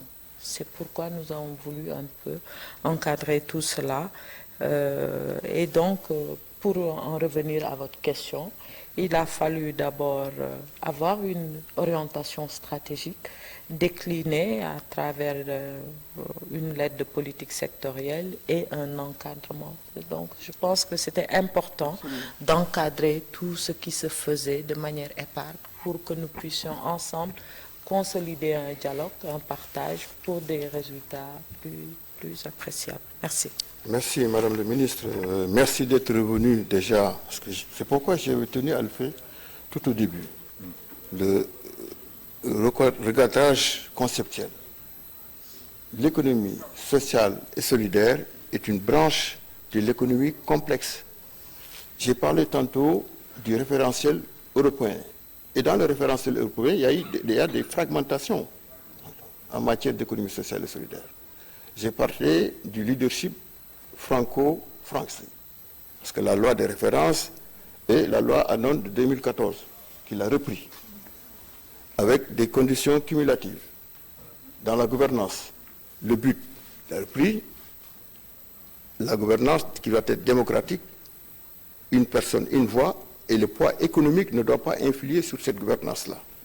La gestion, la finalité, c'est-à-dire les cash flows accumulés, doivent être réinvestis pour le développement de l'activité tout en respectant les réserves légales. L'objet ne doit pas être lucratif. Donc, ce sont des conditions cumulatives. Pour qu'une société qui n'est pas dans ce carcan normatif puisse rejoindre une forme de société solidaire, vous respectez ces conditions cumulatives et vous vous faites registrer. Nos amis qui ont parlé tout à l'heure s'inscrivent dans l'autre label anglo-saxon. C'est-à-dire, c'est un engagement volontaire qu'ils prennent à partir de leurs bénéfices pour investir dans le social. C'est ça la différence des deux référentiels, le référentiel européen et le référentiel anglo-saxon. J'ai donné les repères bibliographiques. C'est en Europe, ça date de longtemps. Je me rappelle du discours, Madame la juriste, nous avons une experte juriste ici, peut-être du livre de Madame Anne-Sophie Dubois sur la solidarité, qui parle un peu de Robespierre, qui parle de Léon Bourgeois, son fameux discours en 1901, qui a fait de la solidarité une doctrine, une scientifique, pour qu'il y ait une logique de régulation sociale. Et le premier niveau, c'est d'adhérer au droit de la terre qui t'a vu naître, c'est-à-dire ton village, ta concession, ta famille, ton quartier, ta ville, ta nation, entre autres. Donc c'est un concept profond. Et sur le plan analogique et épistémologique, nous avons d'autres repères, le Rerum Romanum, le Unum Sut, les livres révélés, le Coran. Quand on fouine le Coran, quand on suit les autres livres révélés, on voit tout de suite les repères d'équilibre de la responsabilité sociétale. On n'a pas besoin de chercher longtemps. D'ailleurs, j'ai un ami, Philippe Chalmin, qui a écrit un livre sur les crises, 29-72, les crises d'innovation de 6 poèmes. Sa conclusion était que, justement, c'était les banquiers, dans leur logique d'innovation, d'homo economicus, qui amènent les crises tout le temps. Et il les a renvoyés à l'Ancien Testament. Quand Dieu a envoyé le prophète Ézéchiel chez les Phéniciens, parce que les Phéniciens étaient riches, Finalement, ils étaient devenus, ils prenaient leur parole pour des dieux. Il leur a dit, vous avez accumulé or et d'argent. De par votre intelligence, vous avez fructifié ce trésor-là. C'est pourquoi vous prenez vos paroles pour des divinités. Et je vous enverrai des barbares et de ceux qui vous transperceront, vous saurez que vous êtes des hommes, mais pas des dieux. Donc, la prospérité économique et la justice sociale sont une nécessité fondamentale. Quand on renvoie à Aristote et à Platon dans une logique de justice distributive pour corriger les inégalités les plus inacceptables, on les retrouve dans les modèles économiques. C'est pourquoi notre président est quand même un champion. Parce que dans le modèle du plan Sénégal émergent, il a pu associer le qualitatif et le quantitatif avec des marqueurs sociaux qui ont donné des résultats sur le terrain. Ce n'est pas un président qui dort, il est au Fouta, il est à Fatick, parce qu'il a, dans une logique de justice distributive, il a construit une croissance inclusive qui prend en compte la multidimensionnalité des préoccupations de nos populations. Donc je suis heureux de vous voir porter, et comprendre d'abord, parce que pour porter une action, il faut comprendre la philosophie de base. Je suis heureux de vous voir opérationnaliser cette vision du Sénégal, et c'est tout à l'honneur du président de la République. Alors, nous allons passer au duplex à M. Madani Koumaré. Est-ce qu'on peut l'avoir? Oui. Oui, monsieur le ministre, je suis bien en ligne. Merci beaucoup. Merci.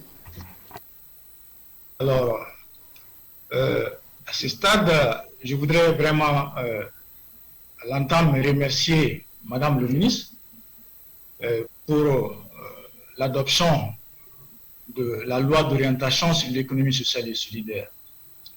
Et également dire un grand merci à notre président Macky Sall pour sa vision pour ce secteur-là. Ceci dit, comme vous le savez, notre continent, l'Afrique, égorge d'opportunités avec plus d'1,3 milliard de population. Je pense que l'Afrique est bien obligée de prendre à bras le corps les problématiques de développement humain avec des innovations sociales avérées comme l'économie sociale et solidaire. Merci encore, Madame le ministre, pour les définitions que vous avez données. Je veux juste intervenir sous l'angle de l'économie sociale et solidaire. RSE, on en a déjà parlé longuement, et pour rappeler que cette économie occupe plus du tiers de notre population africaine, et en réalité, c'est l'économie réelle. D'où l'importance de la prise en charge dans les politiques publiques. C'est très important que les Africains reviennent à la source du développement humain fondé sur la solidarité et également sur les bonnes pratiques d'entraide qui ont prévalu dans la résilience des populations face aux calamités dans les terroirs. Ceci est avéré et je pense que nous avons tout intérêt à revenir à mettre ça en valeur. Permettez-moi donc de rappeler que l'économie sociale et solidaire est mise en œuvre pour que la personne humaine soit au centre des préoccupations économiques, combinant engagement social et initiative économique pour promouvoir une plus grande cohésion sociale et partant une plus grande équité et équilibre dans la société. De bonnes pratiques dans le domaine de l'innovation sociale et de l'inclusion financière fondées sur les principes et valeurs de l'économie sociale et solidaire existent dans tous les pays africains. Nous pensons donc qu'elles méritent d'être capitalisées, systématisées et portées à l'échelle par les moyens de politique et stratégies publiques co-construites, c'est-à-dire par les différents acteurs publics, privés, associatifs et même des congrégations religieuses. C'est très important parce que le développement, il fait appel à une multitude d'acteurs. Il ne faut ignorer personne. Et dans le contexte actuel des problématiques, nous nous rendons de plus en plus compte que, en négligeant la culture, nous passons à côté du vrai développement. La transformation structurelle des économies des pays africains doit être fondée sur leur économie réelle dominée par les activités d'économie sociale et solidaire, majoritairement portées par les femmes et les jeunes. Le défi pour les acteurs de l'économie sociale et solidaire et inclusive est de prouver, surtout en cette période de crise humanitaire universelle sans précédent, que cette économie, sans être une panacée, est le meilleur véhicule pour répondre aux préoccupations de la majeure partie des populations africaines. Vous avez raison, encore une fois, d'adopter une loi d'orientation. Il y a d'autres pays comme le Mali qui ont adopté des politiques publiques et des plans d'action, inclinants. La Tunisie qui a adopté une politique également, une loi sur l'économie sociale solidaire. Le Cameroun, une loi, et le Djibouti aussi, une législation sur l'économie sociale et solidaire. Donc, nous sommes dans une bonne dynamique de reconnaître l'économie sociale et solidaire et de la mettre à sa place. C'est extrêmement important et c'est pourquoi notre réseau d'économie sociale et solidaire, qui compte actuellement 17 pays africains, a dans son agenda justement de travailler en collaboration avec les gouvernements, avec les parlements, avec les collectivités territoriales pour que l'économie sociale et solidaire soit ancrée et qu'il soit portée et encadrée également par des législations, par des politiques publiques. Et parce que nous savons que toutes les problématiques que nous avons en matière de pauvreté, en matière d'immigration des jeunes, en matière d'exclusion sociale, vont trouver seulement leur solution dans la mise à l'échelle des bonnes pratiques de l'économie sociale et solidaire. Concrètement, il faut appuyer les initiatives de valorisation dans une approche de recherche-action, des savoirs et pratiques locaux avérés en matière d'entrepreneuriat féminin et jeune. Cela permettra à la fois, encore une fois, de développer des capacités locales de sous-traitance pour les grandes entreprises qui sont friandes des RSE, mais aussi en réduisant la pauvreté, le chômage et d'autres problèmes qui assaillent nos communautés à la base. C'est en cela qu'il est requis aussi un niveau suffisant de coopération internationale et de responsabilité sociétale des entreprises pour un changement de paradigme, conformément à l'ODD 17, c'est-à-dire revitaliser le partenariat mondial au service du développement durable et renforcer les moyens d'application de ce partenariat. Nous pensons donc que chaque partie, société civile, secteur privé, sphère institutionnelle, si nous œuvrons pour le développement durable, il faut être à l'écoute des préoccupations profondes, essentielles et réelles des populations. Et en l'économie sociale et solidaire, nous trouvons des valeurs, des principes qui permettent effectivement d'aller vers une plus grande assumation des responsabilités sociétales des entreprises. Merci. Monsieur Koumaré, je pense que vous avez bien fait part de parler de sous-traitance, parce que nous avons parmi nous aujourd'hui Madame Lalliot qui, dans ses travaux de contractualisation, a préconisé la sous-traitance, question de la diffusion des innovations. Et pour cela, il y a des actions quand même concrètes au Sénégal, hein, avec les clusters. Je pense que l'ADER est en train, à travers une fondation, de créer les conditions d'une rencontre entre les chercheurs, l'entrepreneur et les banquiers. Il faut des modèles comme ça. C'est en Allemagne, le modèle de Mittelstand, en Chine, en Bangalore, etc. Donc ce sont des modèles connus que nous essayons, dans le cadre du plan Sénégal émergent, d'intégrer dans l'écosystème de partenariat public-privé pour aider un peu les jeunes entrepreneurs dans une logique de la politique de PME, PMI du président de la République à porter la croissance sénégalaise et à partir de nos priorités. Voilà. Donc, alors, M. Barry, Athos, nous revenons vers vous.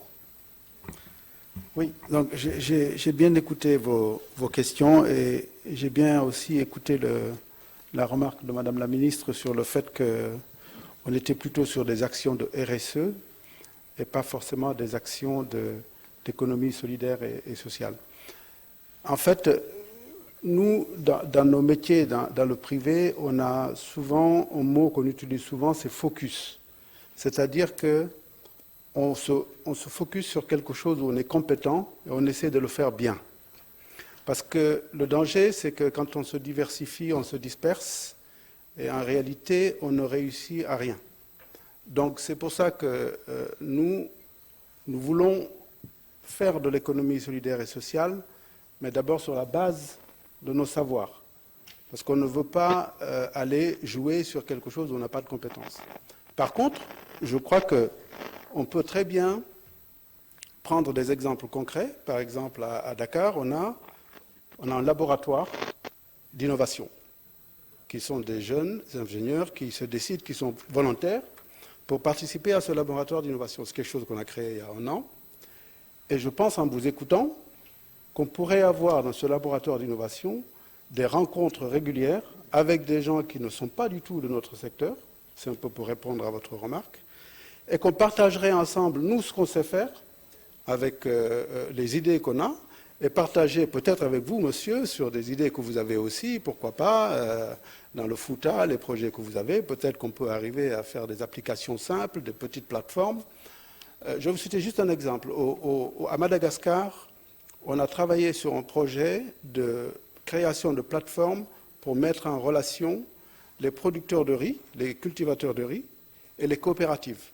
Parce qu'on s'est aperçu que parfois, il y avait des cultivateurs qui faisaient le riz, et en fait, ils avaient des stocks, mais les coopératives ou les commerçants n'avaient pas forcément connaissance de ce stock disponible. Donc, ils perdaient du chiffre d'affaires et ils perdaient des activités. Donc ça, par exemple, c'est une initiative qui a été faite et qui a été financée d'ailleurs par une institution financière internationale.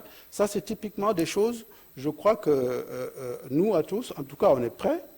Moi, je suis prêt à faire en sorte qu'on ait, avec notre laboratoire d'innovation, de travailler peut-être avec des organisations que vous nous recommandez, et qu'on travaille ensemble, qu'on sorte des projets. Mais encore une fois, je resterai dans le domaine de compétences que je connais et que je mettrai à disposition des autres pour qu'on puisse construire quelque chose qui soit utile pour tout le monde. Voilà, en façon synthétique. Hein. Non, c'est pertinent. Et vous rejoignez, je pense, un pas important de la loi d'orientation qui porte sur la mixité des financements aujourd'hui, c'est-à-dire dans votre domaine d'activité stratégique, vous restez dans votre cœur de métier, mais dans les cibles programmatiques aujourd'hui du département géré par Madame la Ministre, si vous identifiez des projets sur lesquels vous pouvez participer financièrement, vous pouvez le faire. Vous rejoignez le principe de mixité du financement. Alors, EIFAGE, nous revenons vers vous. Oui, alors je pense que sur ce sujet, j'aimerais partager 3 points autour de l'inclusion, des investissements et de l'éducation. Donc j'y reviens sur l'inclusion. Je pense que la clé, c'est en effet de pouvoir mener des projets de manière la plus inclusive possible. Pour vous donner un exemple, lorsqu'on a commencé à déployer la stratégie bas carbone au niveau d'EIFAGE Sénégal, on a commencé par aller à la rencontre de tous nos salariés en allant sur tous nos chantiers. Et pour ça, il nous a fallu trouver les bons relais pour nous accompagner. Et en effet, on a mené un projet avec Make Sense qui était sur le terrain afin d'utiliser les outils de collaboration qu'ils ont créés, afin de pouvoir, d'une part, expliquer, donc on a expliqué notre stratégie bas carbone, et ensuite on a mené des ateliers d'intelligence collective avec Make Sense qui nous ont permis de faire émerger des idées excellentes.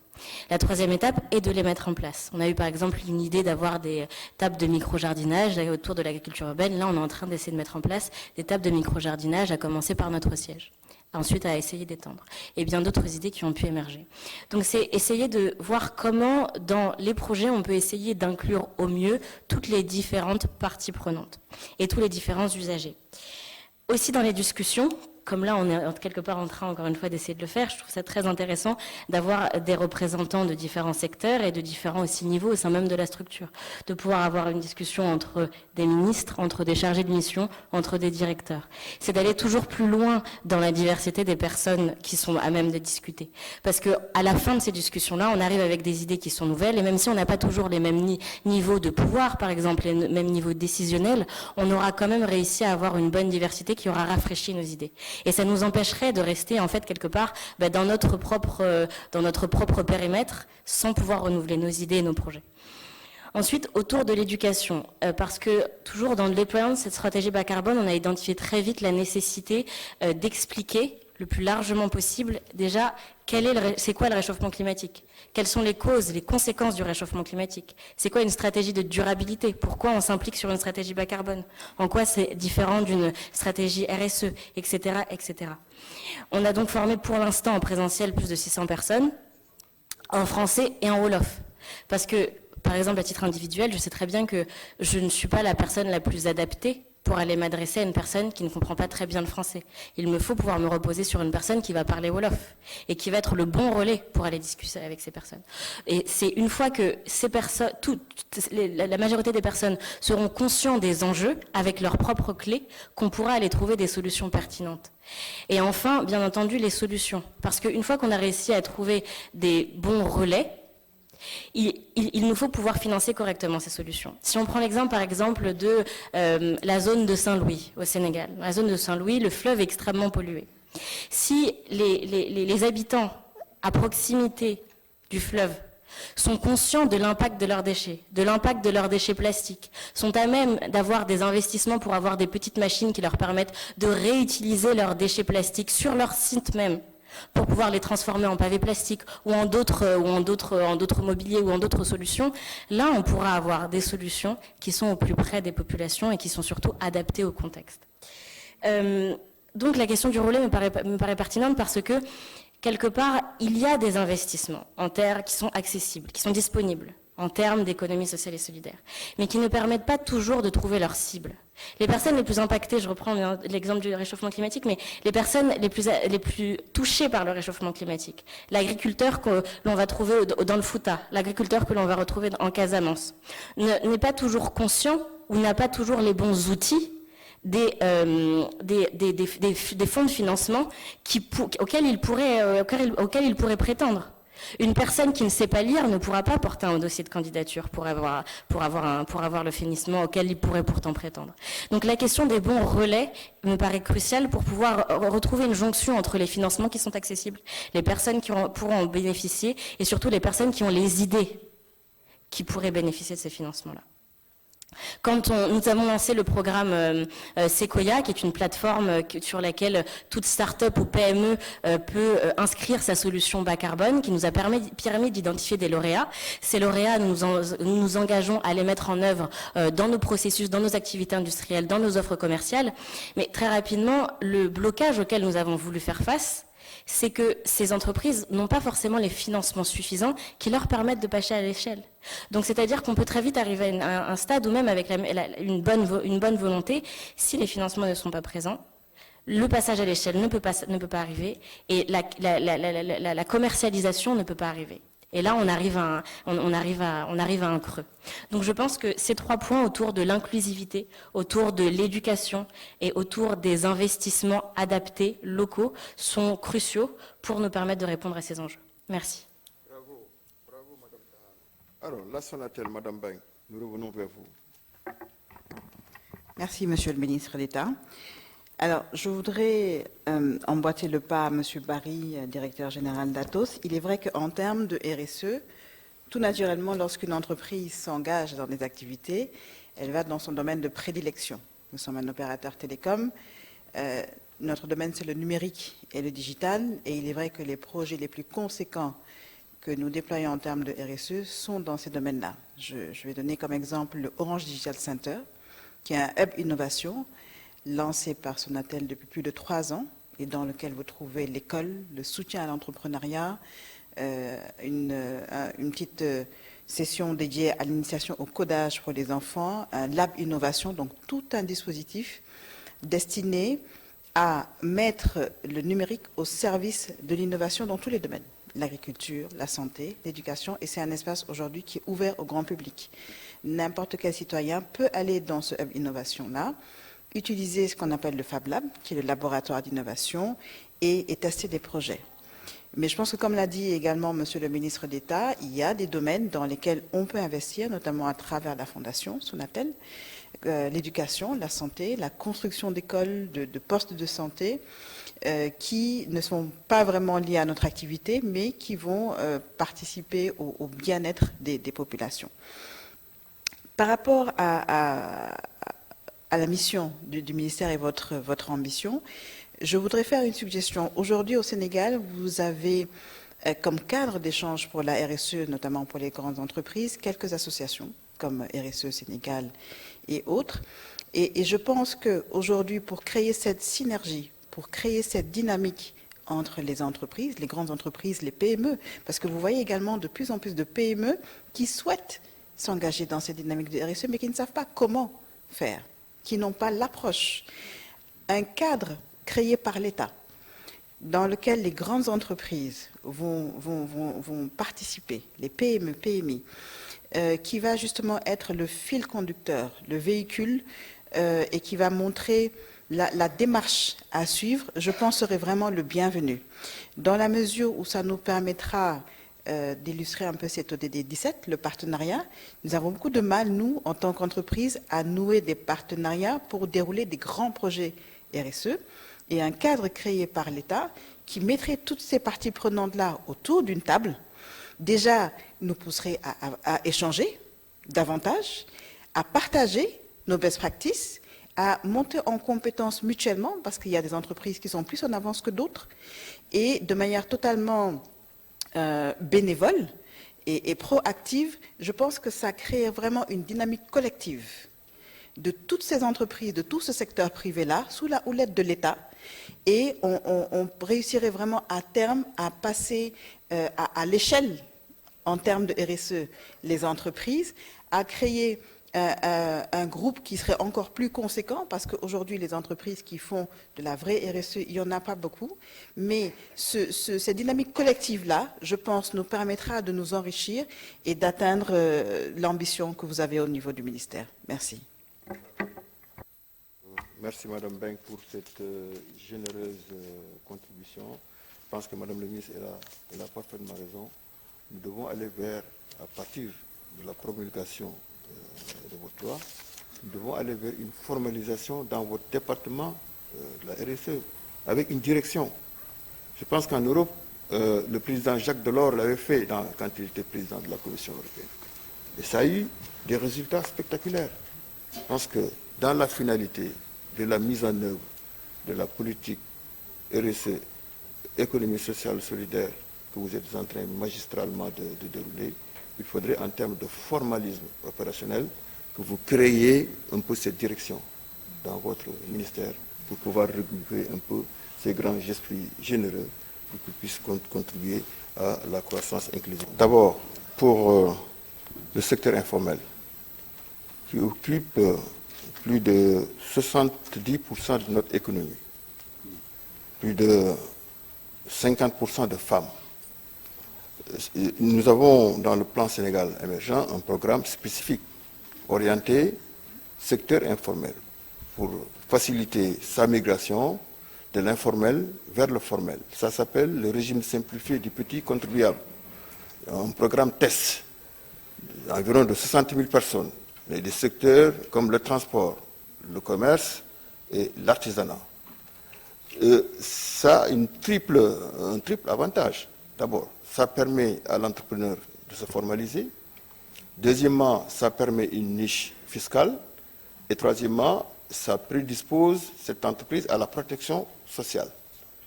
En matière de gouvernance, vous avez encore raison. Les États-Unis d'Amérique ont combattu le chômage à un moment donné par la sous-traitance à travers une loi qui s'appelle le Small Business Development Act. Et là, je pense qu'il faudrait que ce rapport-là soit partagé pour que ces best practices puissent être importées et pratiquées là où nous sommes.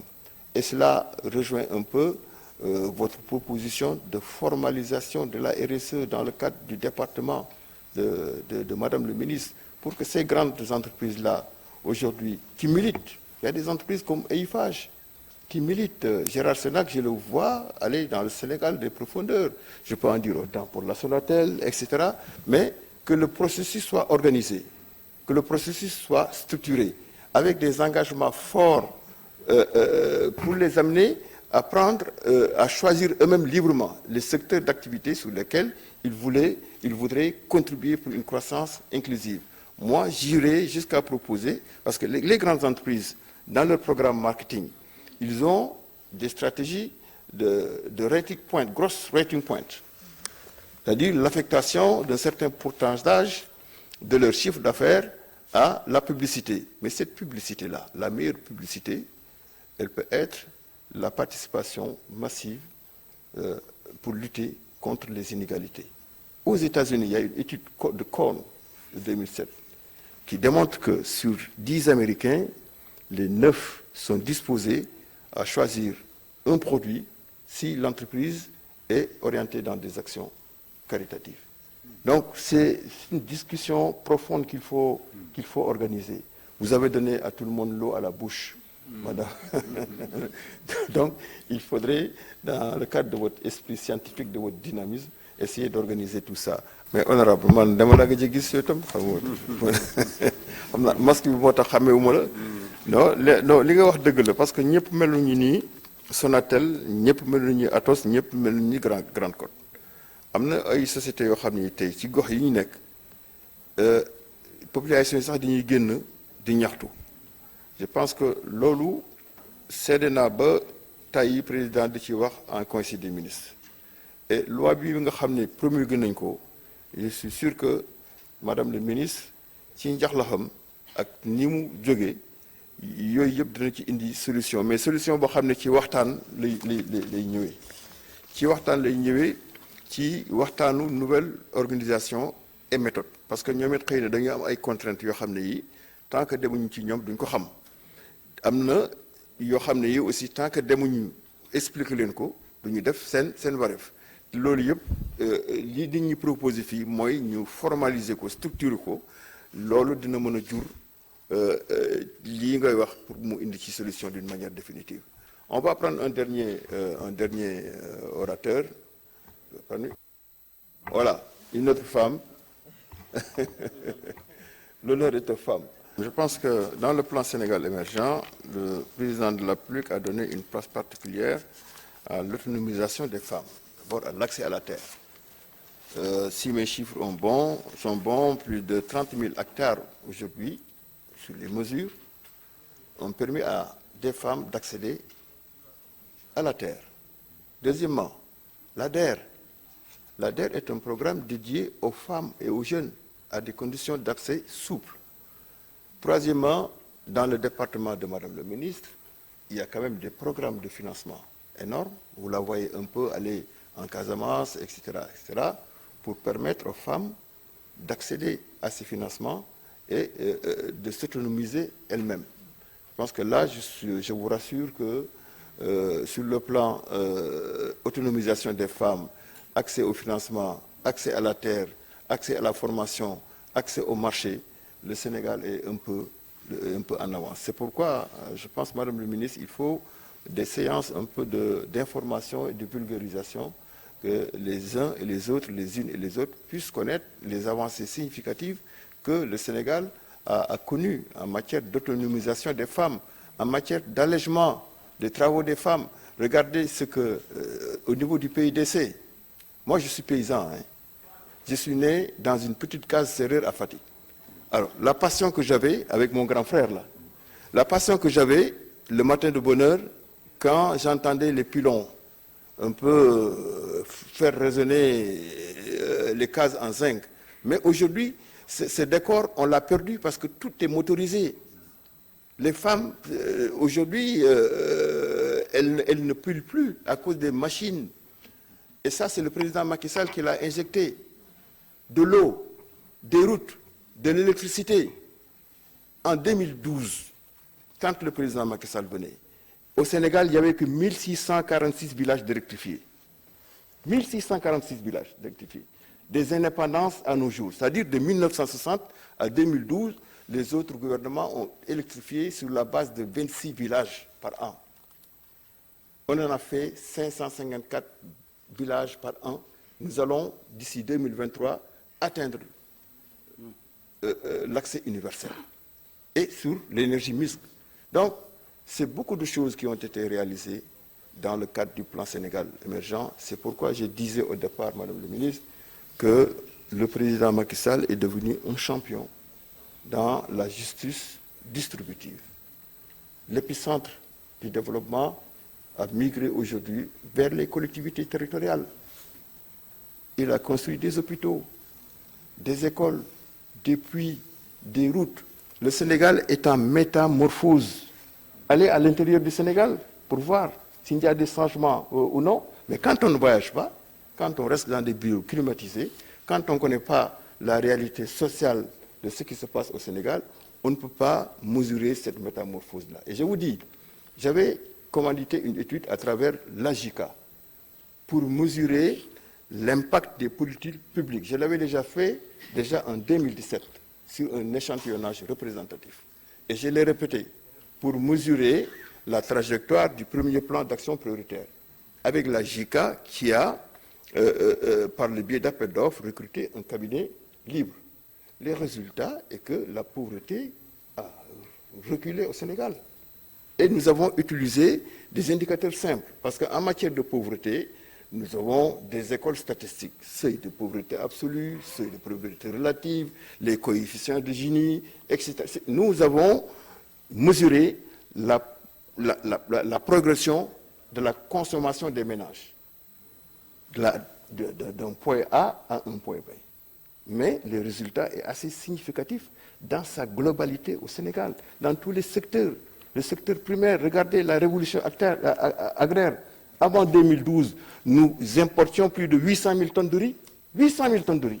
Et nous en produisions 462. Maintenant, on est à plus de 2 300 000 quelques tonnes de riz. Je peux en dire autant sur tous les secteurs. Et cela, c'est un marqueur d'une forme d'inclusivité de la croissance qui porte un peu la diversité des besoins de nos populations. Madame le ministre, nous allons conclure toute chose à une fin.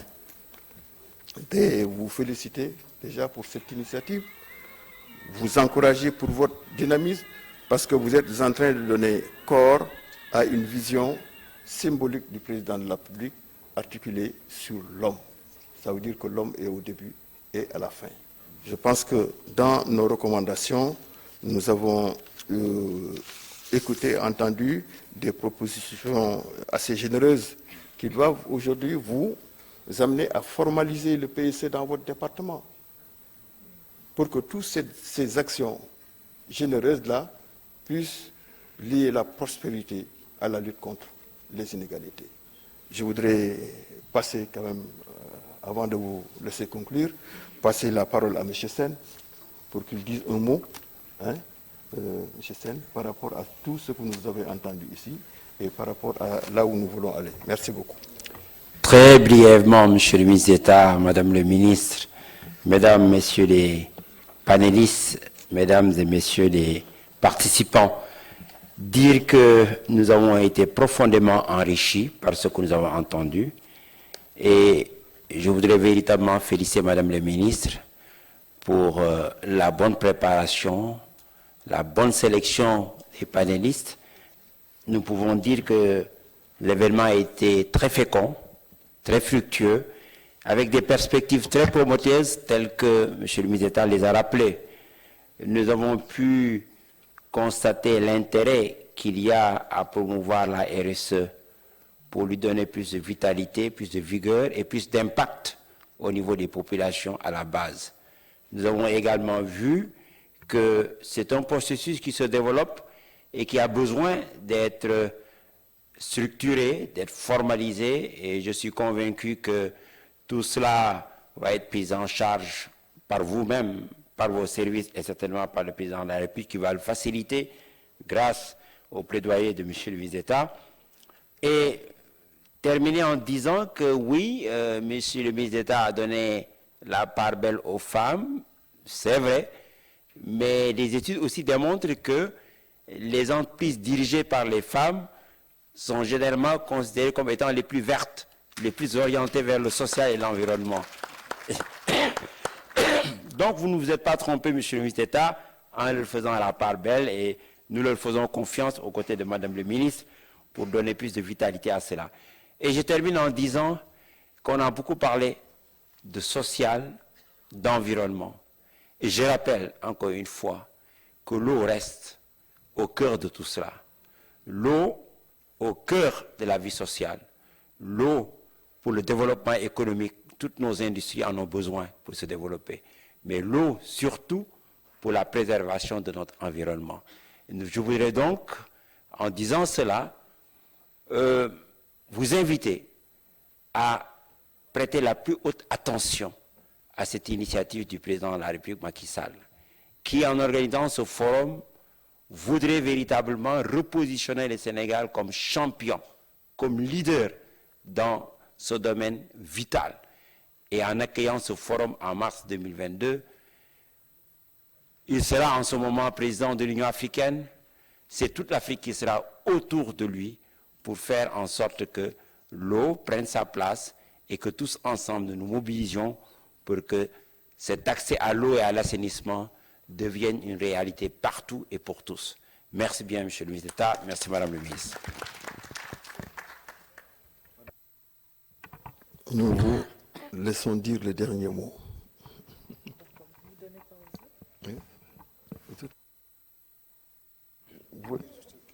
Oui, allez-y. Alors, d'abord, je tenais aussi à remercier en tout cas les organisateurs de ce sommet-là, qui ont tenu à nous inviter à travers le groupe Eramet, qui est l'entreprise mère de la Grande Côte, qui est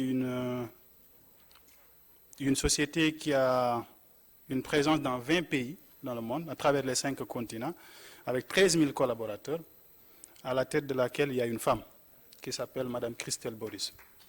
C'est une femme très battante, une grande capitaine d'industrie, et qui a à côté d'elle des collaboratrices qui sont aussi performantes qu'elle. Et vraiment, à travers notre entreprise, notre plutôt stratégie d'entreprise, c'est l'humain au cœur de cette entreprise, de cette stratégie d'entreprise.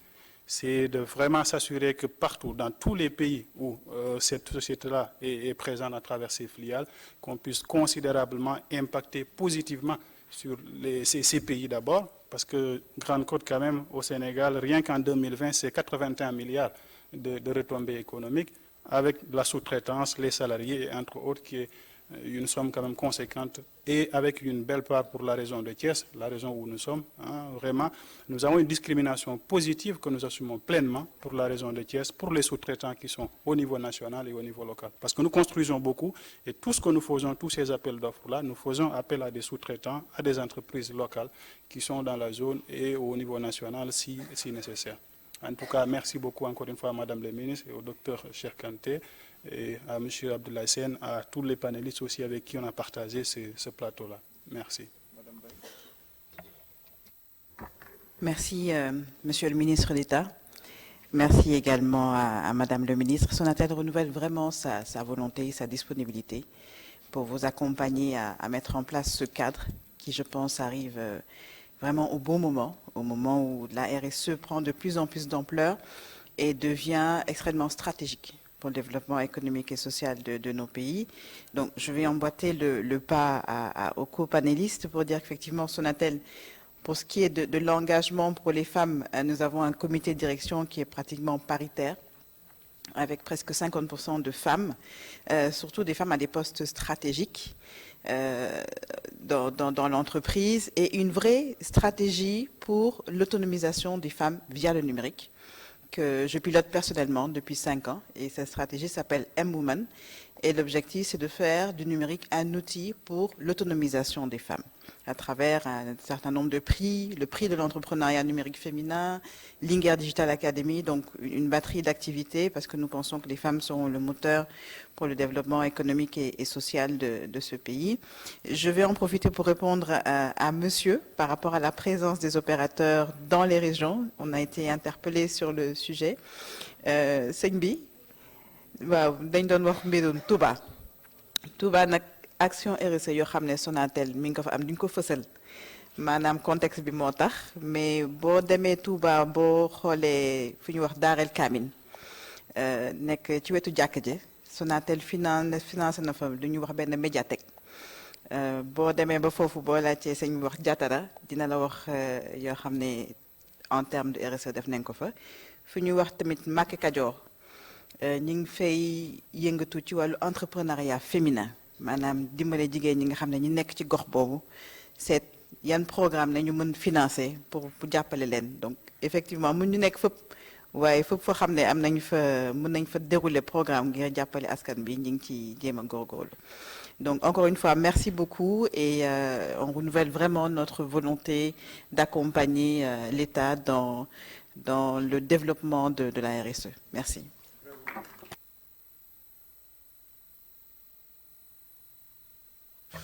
Oui, je vais conclure dans le même esprit. Je pense que ce que Mme Beng a dit est correct. C'est que nous, on est prêts, on est motivés.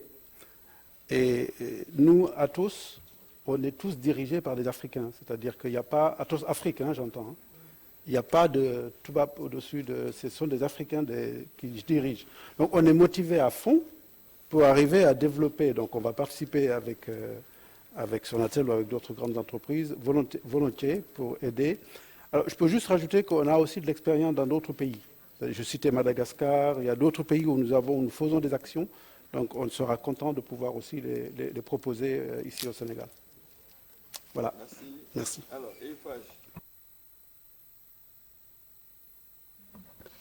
Alors, je voudrais encore une fois vous remercier pour cette invitation, vous remercier pour la qualité des échanges qu'on a pu avoir. Renouveler également notre volonté à œuvrer pour le bas carbone, pour des solutions bas carbone, de manière collaborative, car nous sommes conscients que tout seul, nous ne pouvons pas trouver la solution. Il nous faut discuter, il nous faut trouver des solutions en commun. Et nous sommes parfaitement également, Madame la Ministre, à disposition pour pouvoir discuter, échanger et trouver des solutions autour de ces sujets-là. Je vous invite également à ne pas hésiter à suivre toutes les actualités autour du bas carbone que l'on continue à dérouler. C'est que la plateforme Sequoia Afrique, le programme également CityLab qui va être relancé, qui est mené en partenariat avec Make Sense Africa et le Conseil présidentiel pour l'Afrique, qui vise à concevoir des nouvelles solutions pour les villes durables. Donc il y a beaucoup de choses à faire, c'est certain, mais par ces échanges, on voit que nous sommes sur la bonne voie et il ne faut donc pas s'arrêter. Merci à tous pour votre écoute. le mot de la fin. Merci, Monsieur le ministre d'État. Donc, je voudrais juste faire remarquer que tout commence par les femmes et finalement tout se termine par les femmes. Parce que d'ODD, de SS et tout, on est passé un peu au genre. Il a fallu qu'il y ait quelques pistes qui vont vers les femmes. C'est très bien. Monsieur le ministre d'État, je voudrais quand même remercier le cabinet Affection Mutandi, qui était un peu à l'origine de cette organisation, puisque nous sommes dans un sommet qui a duré 2 jours, les 7 et 8, et cela s'est fait simultanément dans 8 pays, dont le Sénégal. Et pour le panel du Sénégal, notre ministère a été choisi pour que nous puissions organiser tout cela. Donc je voudrais quand même les remercier, surtout au vu du résultat qu'on a eu. C'est un début de dialogue fécond avec d'excellentes propositions qui sont sorties. J'ai noté un peu ce cadre de concertation et qui est la finalité de la diversité des panélistes qu'on a eu aujourd'hui. Ça a été rappelé tantôt. Il faut également, dans ce dialogue, dans ces échanges, que l'on puisse mixer les différents paliers. Je pense que ça aussi, c'était important. Et donc, au-delà du cadre qui sera très certainement mis en place, nous avons également noté cette recommandation forte qui est déjà encadrée par la loi. C'est le statut de la RSE, qui passe d'un statut libre à un statut orienté dorénavant, mais orienté avec une perspective de concertation. Ça également, c'est un autre élément. Un autre point également qu'il faille relever, c'est la transition que doit faire le secteur informel vers une formalisation qui permet d'avoir accès aux opportunités. Et c'est bien, je voudrais remercier Madame Lalliot, comme elle l'a indiqué, qui travaille sur plusieurs sujets que nous avons également reçus au ministère sur certaines questions. Mais ce qui est sûr, c'est que dans le cadre de la loi d'orientation qui a été adoptée le 4 juin par l'Assemblée nationale et promulguée déjà par Monsieur le Président de la République depuis le 15 juin, donc, c'est une loi qui prend en charge toutes ces questions que ce soit la formalisation de l'économie populaire, l'encadrement et la méthodologie notamment, et bien sûr beaucoup d'autres questions qui ont été abordées. Donc il s'agira pour nous, maintenant que cette phase réglementaire est établie, d'aller vers l'opérationnalisation. Et aujourd'hui, nous avons pu avoir les pistes qu'il nous faudrait arpenter avec les différents acteurs, puisque nous, parmi nos priorités, c'est de continuer l'ancrage de l'économie sociale et solidaire dans le sillage des actions de développement qui nous permettront très certainement d'atteindre les ODD. Donc, notre énergie sera consacrée à encourager les Sénégalaises et les Sénégalais à entreprendre autrement à travers le modèle ESS qui est aujourd'hui une réalité au Sénégal avec une tradition de vécu. Nous pensons que cela passe par l'implantation du modèle, mais pour cela, il nous faudra maintenant que les entreprises qui souhaitent investir de façon sociale et responsables soient nos alliés dans la recherche d'impact et d'inclusion que nous partageons avec elles. Ça rejoint un peu. On ne demande pas aux entreprises de sortir de leur cœur de métier, mais c'est une fenêtre qu'il faut ouvrir. Et il y a une réponse déjà qui a été donnée. S'il y a un fonds commun, vous restez dans votre cœur de métier tout en contribuant à aller dans d'autres secteurs. Donc c'est des modèles comme ça que nous arriverons à mettre ensemble dans la discussion et la concertation. Et je voudrais quand même rassurer qu'il y a des ateliers de partage qui se feront avec les différents secteurs pour que nous puissions d'abord partager la loi, ensuite voir les modalités de son opérationnalisation.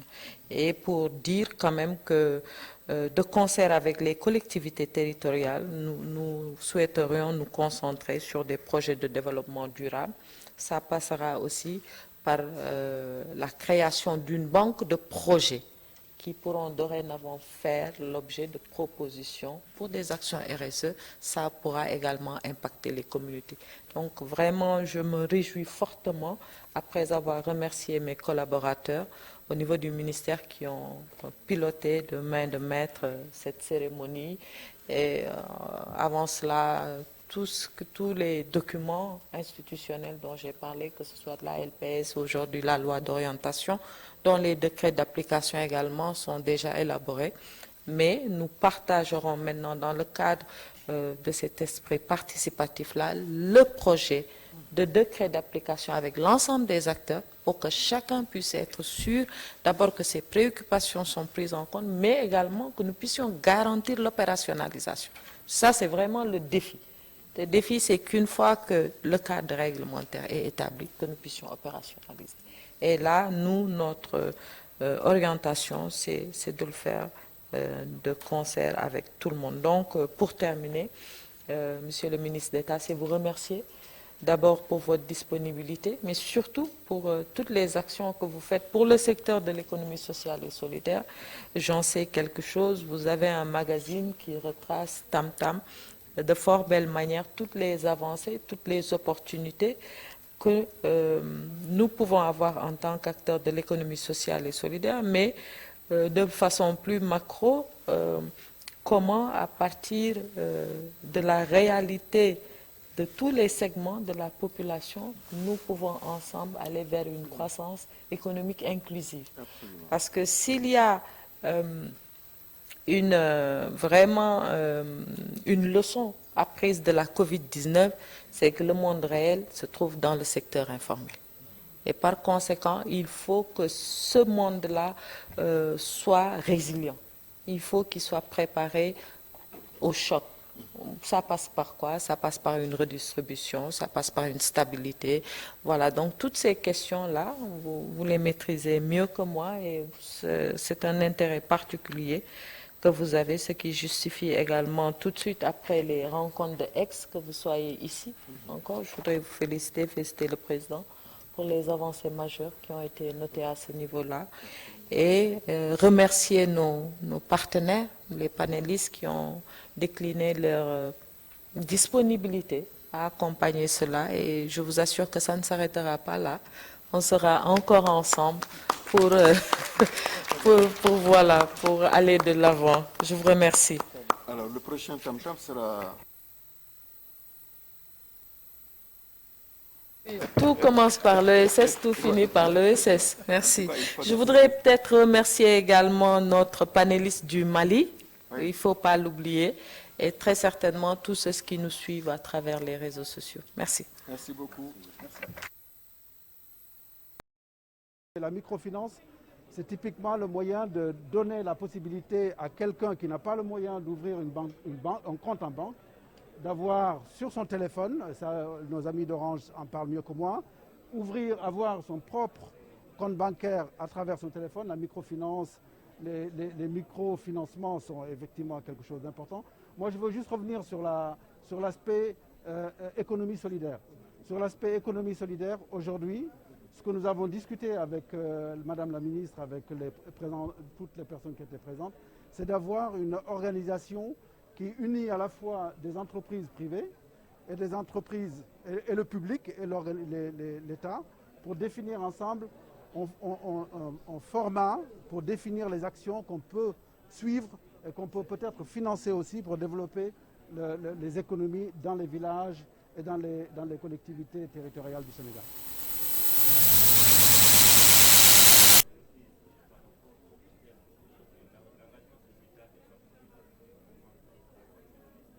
Alors, l'engagement sociétal des entreprises, ce qu'on a discuté aujourd'hui, c'est qu'on a vu, vous avez vu avec les autres panélistes qui ont présenté ce qu'elles faisaient, FH, Sonatel. Nous avons parlé de ce que nous faisons en matière de formation, parce que nous sommes dans l'informatique. Ce que nous savons faire, c'est former les jeunes à devenir des informaticiens. Et ça, on veut commencer très tôt, à partir de 14 ans. On aide les jeunes filles et on a ciblé les jeunes filles parce qu'on pense que les femmes sont les personnes les plus à même de contribuer au développement de notre pays. Et donc, on forme les jeunes filles et on va les former pendant 9 mois. Et on va continuer ce programme dans les années qui viennent. Alors, vers quelle forme d'inclusion doit-on aller pour constituer véritablement une RSE à l'avantage des populations vers lesquelles cette RSE doit aller? Bon, vous avez vu les différentes interventions de différentes entreprises.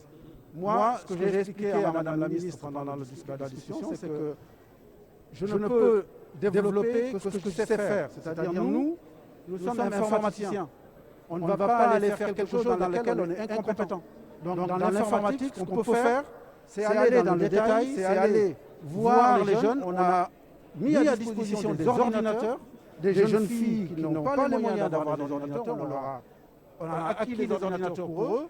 On les forme, on va les encourager à devenir des informaticiens, à devenir autonomes et à être capables ensuite peut-être même de monter leur propre entreprise.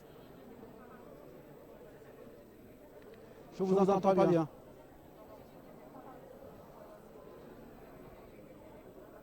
Oui.